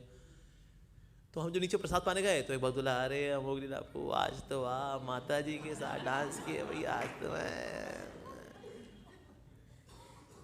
तो मैंने उसको कहा, मैंने कहा मेरे को तो मैया ने सिर्फ टेम्पल हॉल में छुआ हुआ था, तेरे दिल को तो अभी तक छुआ हुआ है उसने। तो गुरु भाइयों में ये सब हंसी मजाक होता है। तो इस प्रकार से चित्रकेतु महाराज जी ने भी शिव जी के साथ मजाक किया था, लो जी पूरी दुनिया महामाया से भ्रमित हो रखी है और ये मेरा गुरु भाई महामाया को गोद में बिठाकर भागवतम कथा कर रहा है। तो हंसी मजाक गुरु भाइयों में चलता है, ऐसा दोस्त होते हैं, मित्रता होती है। लेकिन पार्वती माँ को इस बात का बुरा लग गया था, यार ऐसे कैसे। लेकिन देखा जाए शिव जी क्या वैराग्य उनका देखिए, ओ माय गॉड, महामाया को जो गोद में बिठा करके भाव तथा करे, शुद्ध भक्ति बता रहे ऐसा, और उनके अंदर कोई विकार भी नहीं आ रहा, there is no stimulation in his heart कि अरे बगल में लड़की बैठना। और जबकि पार्वती मैया इतनी सुंदर है, बहुत सुंदर है। सोचिए ना, जो वृकासुर नाम का व्यक्ति है जिसकी बुद्धि खराब हो गई, पार्वती माँ की कितनी सुंदरता होगी, लेकिन पार्वती माँ बैठी, लेकिन कुछ नहीं, नो इफेक्ट, ही जस्ट ग्लोरीफाइंग लॉर्ड कृष्णा। उनके हृदय में कोई विकार नहीं आ रहा शिव जी के। ऐसा वृकासुर की भी कथा शिव जी ने क्यों की? भगवान का महिमा बढ़ाने के लिए। अदरवाइज अब वृकासुर जिसने कि अपने अंग काट रहा है, सर्वर काट रहा है, और शिवजी प्रसन्न हो गए और आशीर्वाद ले लिया उसने शिवजी से कि जिसके सर पे मैं हाथ रख दूं उसका सर फट जाए, और शिवजी आगे आगे दौड़ रहे हैं, पीछे पीछे दौड़ रहे हैं। शिवजी कहते तो छुएगा क्या? नेत्र खोल के वहीं भस्म कर दें उसको?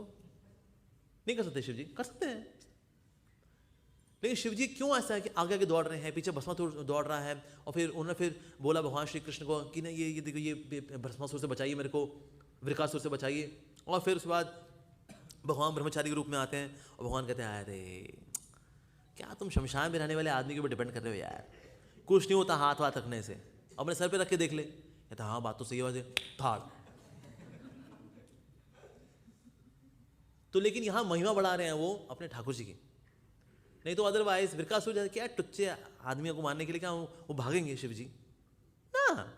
लेकिन वो देखते हैं कि ना किस तरह से मुझे मौके मिले जिससे कि मैं भगवान का गुणगान और बढ़ा सकूं, कृष्ण का गुणगान और बढ़ा सकूं, इसलिए आगे आगे दौड़ रहे हैं।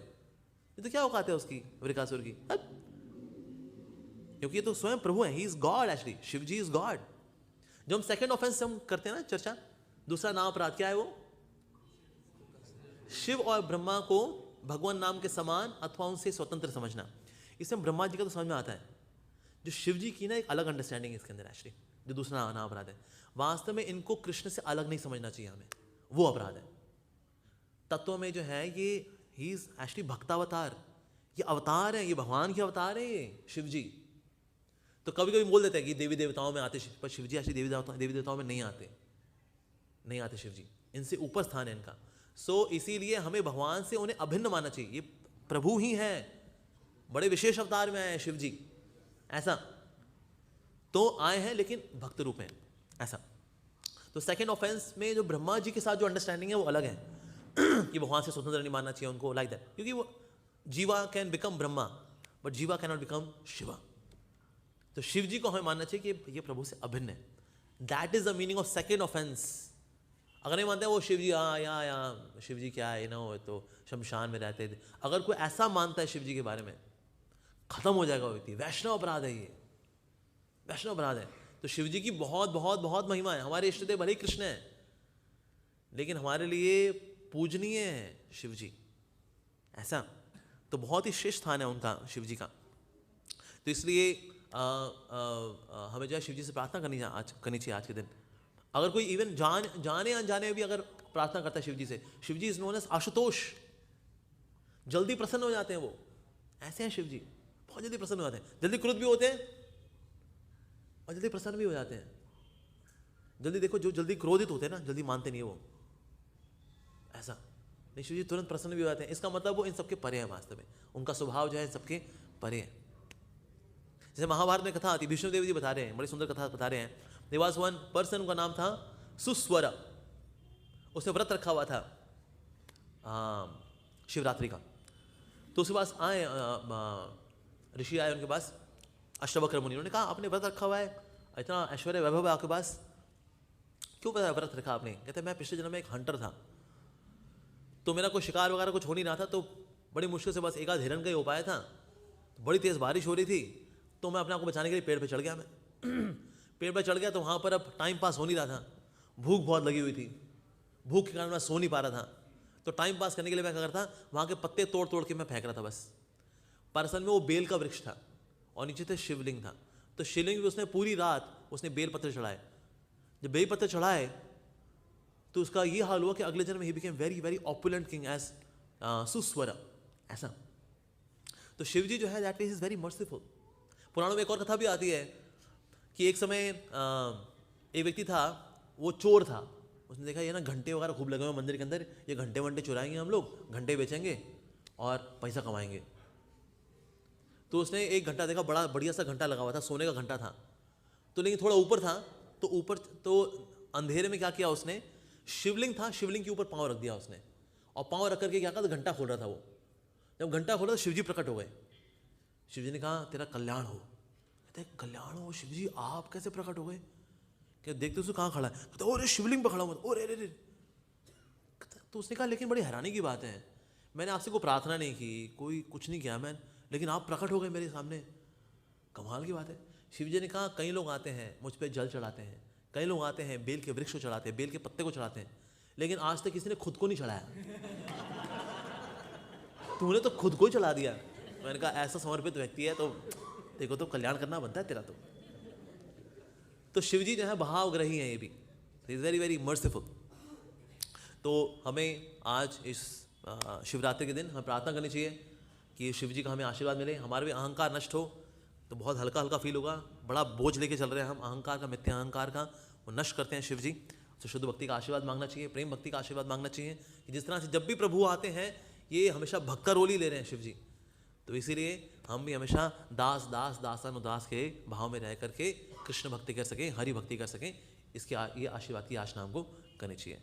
शिव जी की जय। परम कृष्ण भक्त शिव जी महाराज की जय। शिवरात्रि महामहोत्सव की जय।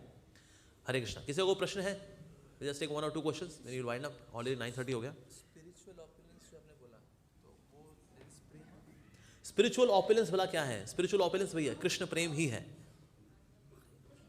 तो कृष्ण प्रेम देने के लिए सबसे अगर हमें आशीर्वाद की आवश्यकता है तो दैट इज लॉर्ड शिवा। सही भक्तों को ज्ञात हो कि आज दोपहर 2 बजे से श्री राधा कृष्ण मंदिर B block Patel garden Dwarka मोड़ पर हरिनाम संकीर्तन एवं हरि कथा का आयोजन किया गया है। कृपया आप सभी लोग संकीर्तन में पहुँचें एवं कृष्ण कृपा प्राप्त करें। जो लोग सेवा में सहयोगी बनना चाहते हैं वह अमित प्रभु से फ़ोन पर संपर्क करें 9953187163। हरे कृष्ण। हाँ जी। सदाशिव जो है ही इज इन सदाशिव लोक, जो कि कैलाश धाम है। बताया ना, जो कैलाश धाम है उसका ऊपर का पार्ट इस कैलाश धाम, नीचे का धाम इस महाकाल धाम। जो सदाशिव है इस विष्णु तत्व, सदाशिव इज विष्णु तत्व। और बेसिकली सदाशिव है कौन? जब भगवान महाविष्णु ग्लैंस करते हैं प्रकृति के ऊपर, ये जो ग्लैंस है इस सदाशिव, ये जो ग्लैंस है, इस ग्लैंस में ही जीव एंड शिव जी, एक है काल विच एजिटेट्स मटेरियल नेचर, दूसरे से जीवास। So jivas they enter through Lord Shiva into the prakriti. So that is Sadashiv. और सदाशिव का प्रतिरूप कहां पर है? कैलाश धाम। ये तो यह है कैलाश मानसरोवर। एक वो है जो कि ब्रह्मांड की भी बाहर है, ब्रह्म ज्योति में महाविशेष धाम है, उसके ऊपर वैकुंठ जगत है, नीचे भौतिक जगत है, बीच में है कैलाश धाम, शिव जी का धाम। तो इसका ऊपर का पार्ट है कैलाश धाम, जहां पर कि शिव जी सदाशिव के रूप में ट्रेनिंग देते हैं कि भाई क्यों घूम रहे हो निराकार ब्रह्म ज्योति में, एक तू ही निराकार, धन निरंकार, बहुत कर लिया तुमने, आओ थोड़ा हरि का नाम भी लो। इनको हरिनाम संकीर्तन में लगा करके हरि कथा करा के ट्रेनिंग देना, दैट इज सदाशिव।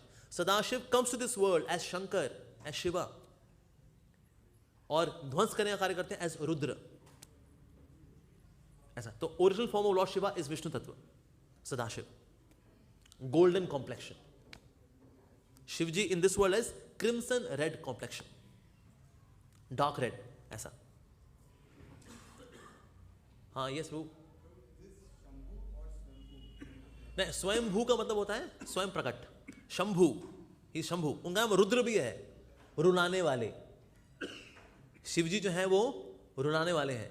जो लोग उनसे भौतिक इच्छाएं मांगते हैं उनको तथास्तु करते हैं, ये लोग रोएंगे, अपनी उन भौतिक इच्छाओं की वजह से रोएंगे। रुद्र, रुलाने वाले। अच्छा, रुद्र का एक और मतलब भी है, जो इनके पास हरि भक्ति मांगने आता है उनके अनर्थों को रुला देने वाले। उनके अंदर का काम क्रोध लोभ रो जाएंगे, कहते हैं अब यार शिव जी के आगे आगे पुंगी बज गई हमारी, बैंड बज गई हमारी। तो रुद्र का मतलब है रुलाने वाले। वैष्णव के हृदय में उनके दुखों को, कष्टों को, अनर्थों को रुलाने वाले रुद्र। और जो उनसे भौतिक इच्छाएं मांगने वाले हैं वो उनको भौतिक इच्छाओं को तथास्तु कह के उनकी इच्छाओं में उनको रुलाने वाले रुद्र। रुद्र का मतलब रुदन, रोना, जो रुलाने वाले हैं। जो ये खुद नहीं रो रहे, ये तो हाँ विरह में कभी रोए तो बात और है कृष्ण के, अदरवाइज रुलाने वाले, रुद्र, ये भी इनका नाम है। शंभू का मतलब आई डोंट नो।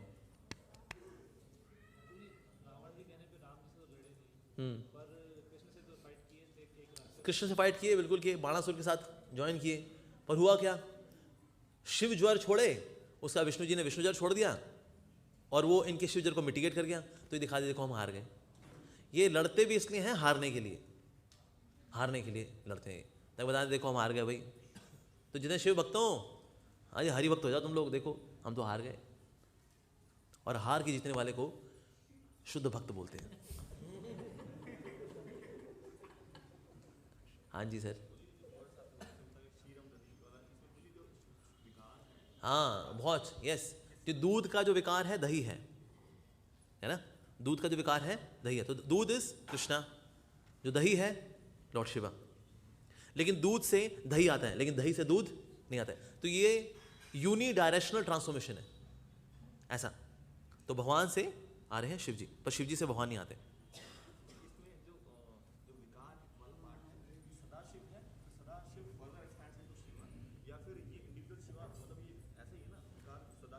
हाँ यस, तो सदाशिव है।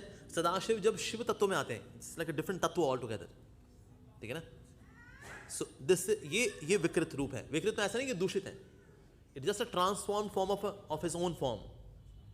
ऐसा जैसे पारसमणि है ना, कि चीज को छू ले उसको सोना बना दे, लेकिन पारसमणि पारसमणि रहता है। उसी प्रकार से उनका ट्रांसफॉर्म्ड एक्सपेंशन है शिव जी, लेकिन ये भी गुणातीत है। भगवान कृष्ण गुणाधीश हैं, यानी कि जो प्रकृति के तीन गुण हैं, माया के मालिक हैं, गुणाधीश कृष्ण हैं। शिव जी गुणातीत हैं, यानी माया के मालिक तो नहीं है, लेकिन माया से दूषित भी नहीं है, पवित्र हैं, गुणातीत हैं। जो गुरुजन है श्रील प्रभुपाद हैं, गुणातीत हैं। हम लोग गुणाधीन हैं, प्रकृति के तीन गुण के अंदर में है, माया के अधीन है, माया अधीन है। लेकिन शिव जी मायातीत हैं, माया के परे हैं, शुद्ध हैं, पवित्र हैं। कृष्ण मायाधीश हैं, माया के मालिक हैं। ऐसा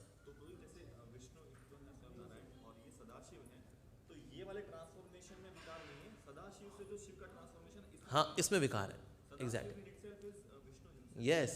जो प्रकृति के संपर्क में आते हैं देन फिर अब ये दधी वाला कॉन्सेप्ट आया था। उससे पहले Sadashiv is Vishnu himself, no change.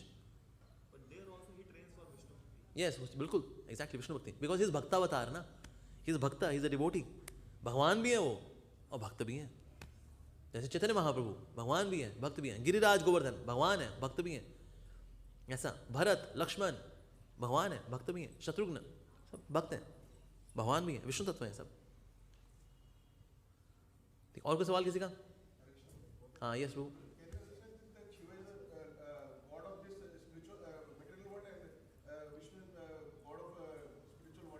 ऐसा बिल्कुल कह सकते हैं कि शिवजी जो हैं भौतिक जगत में प्रभु हैं, और भगवान विष्णु जो हैं या भगवान श्री कृष्ण आध्यात्मिक जगत के प्रभु हैं।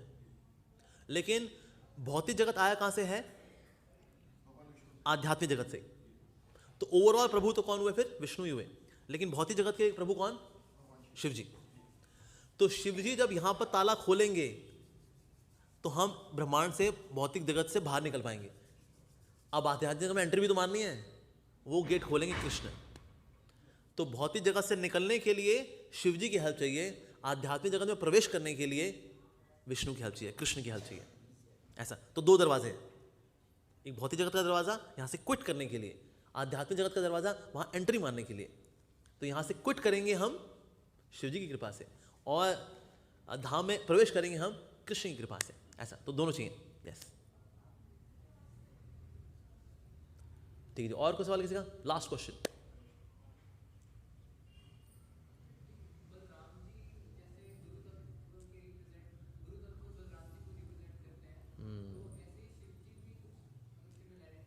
हाँ, शिव जी जो है, शिव जी और बलराम जी में क्या कुछ कॉमन है? नहीं।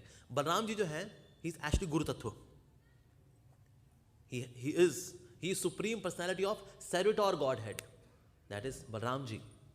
ठीक है नहीं? उस तरह शिव जी जो है he is not exactly like Vishnu, as Balram ji is supreme personality of servitor godhead, पर उनकी सेवा भी वही है, लेकिन जीवात्मा को भगवान के नजदीक लेकर के आना, but in a different way. तामसिक लोगों को लेकर के आना, वही कार्य करते हैं। यस वैष्णव प्रभु। मायावाद जो है, मायावादी है, उनकी कृपा होगी तो शायद भक्ति की और Yes. So is it better to be a Mayavadi or to be a Nastik? Which one is better? Okay, which one is better? नास्तिक होना या मायावादी होना? नास्तिक होना. बेटर क्या है? निराकारवादी होना या नास्तिक होना? नास्तिक होना. नास्तिक होना मतलब आपकी स्लेट खाली है, उस पर ना निराकार है ना साकार है, उस पर कोई आकार नहीं है. स्लेट खाली, कहते हैं जो लिखना है लिख दो इस पर जी. ठीक है. लेकिन जो ब्रह्मवादी उसने बहुत कुछ लिखा हुआ है. तत्वम असि, अहम ब्रह्मास्मि, प्रज्ञानम ब्रह्म, ये सब उसने लिखा हुआ है. तो पहले तो डस्ट से वो साफ करना पड़ेगा. सर ये पहले मिटाएंगे इसको, फिर उस पर हरे कृष्णा लिख पाएंगे. तो इसीलिए अगर बोले निराकारवादी नास्तिक होने में बेटर क्या है? बेटर है नास्तिक. नास्तिक का क्या होता है? स्लेट खाली होती. कहता है I have the philosophy of having no philosophy, that is नास्तिक. लेकिन जो मायावादी होते हैं, निराकारवादी होते हैं, इन्होंने अपने नास्तिकवाद को बड़ा फिलोसफाइज भी किया हुआ है. ऐसा तत् त्वम असि, तुम वही हो. ये नहीं बताएंगे तुम उन्हीं के हो, ये बताना चाहिए. तत् त्वम असि का एक्चुअल मतलब क्या है? तुम उन्हीं के हो. तत् त्वम असि, तुम उन्हीं के हो. पर मायावादी कहता है तुम वही हो. ऐसा अहम ब्रह्मास्मि, हम सब ब्रह्म हैं. ऐसा. तो इसीलिए फिर पहले तो ये सब साफ करना पड़ेगा. बिल्कुल सर, अहम ब्रह्मास्मि है, बट अहम परम ब्रह्मास्मि नहीं है. परम ब्रह्म तो कृष्ण है ना, तो ये बताना पड़ेगा. तो पहले ये स्लेट खाली करनी पड़ेगी. ऐसा. मायावादी उनको भी कभी बहुत जन्मों के बाद चांस मिलता है कि वो भक्ति में आ पाए. बिल्कुल, जो मायावादी हैं उनको चांस मिलता है कि वो भक्ति में आ सकें. बिल्कुल चांस मिलता है, बिल्कुल चांस मिलता है. जब वैष्णव के संग में आएंगे, बिल्कुल दे गेट ट्रांसफॉर्म्ड. ऐसे ना के बराबर एग्जाम्पल्स हैं, ऑलमोस्ट जीरो एग्जाम्पल्स हैं वेयर वैष्णव बिकेम अ मायावादी. पर ऐसे सैकड़ों एग्जाम्पल्स हैं कि निराकारवादी ब्रह्मवादी भक्त बन गए. नंबर 1 टेस्टिमनी है 4 कुमार, शुकदेव गोस्वामी. पहले सब निराकारवादी थे, ब्रह्म वाले थे, ब्रह्मलीन वाले थे, ब्रह्म साक्षात्कार वाले थे.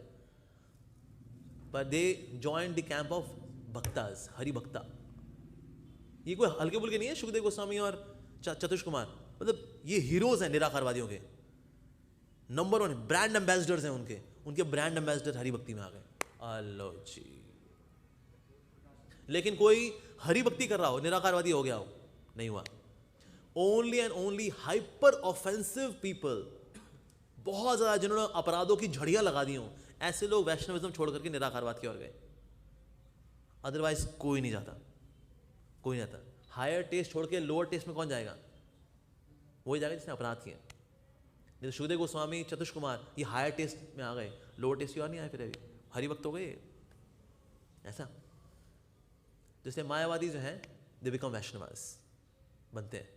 क्योंकि कितना करेंगे? ब्रह्म ब्रह्म ब्रह्म, निराकार ब्रह्म, निराकार ब्रह्म की जय. सो हम, सो हम, सो जाओ.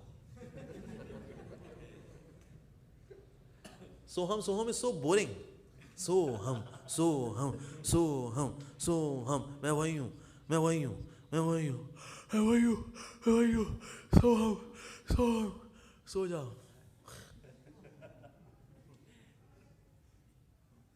ये है सोहम सोहम. हमारा होना चाहिए दासोहम, दासोहम, दासोहम. ऐसा होना चाहिए. एक निराकारवादी था, वो हमारे हरे कृष्णा मंदिर के बाहर लिख गया, अरे ये क्या हरे कृष्णा करते रहते हैं. उसने बाहर लिख दिया सो हम. भक्त बाहर आया, कहता है अरे भाई क्या लिखे तुम? उसने आगे लगा दिया दा. अभी हो गया दासो हम. अगले दिन निराकारवादी फिर से आया, कहता है अरे दासो हम कर दिया. ये लोग बहुत बदमाश लोग हैं ये लोग. उसने आगे लगा दिया स. अब हो गया सदा सो हम, मैं हमेशा से वही हूँ. भक्त ने कहा हमारा काम क्या है? दा लगाना. उसने आगे लगा दिया दा. अब हो गया दास दासो हम. तो निराकारवादी क्या भाई, तुम जीतते हम हारे. सो हम बन गया दासो हम. उसने बनाया सदा सो हम, अरे दास दासो हम. ऑलराइट. शिव जी की जय. हरे कृष्णा. श्री प्रभुपाद की जय. वैष्णव भक्त वृंद की जय. थाय गो प्रेमानंदे. हरि हरि बोल. हरे कृष्णा.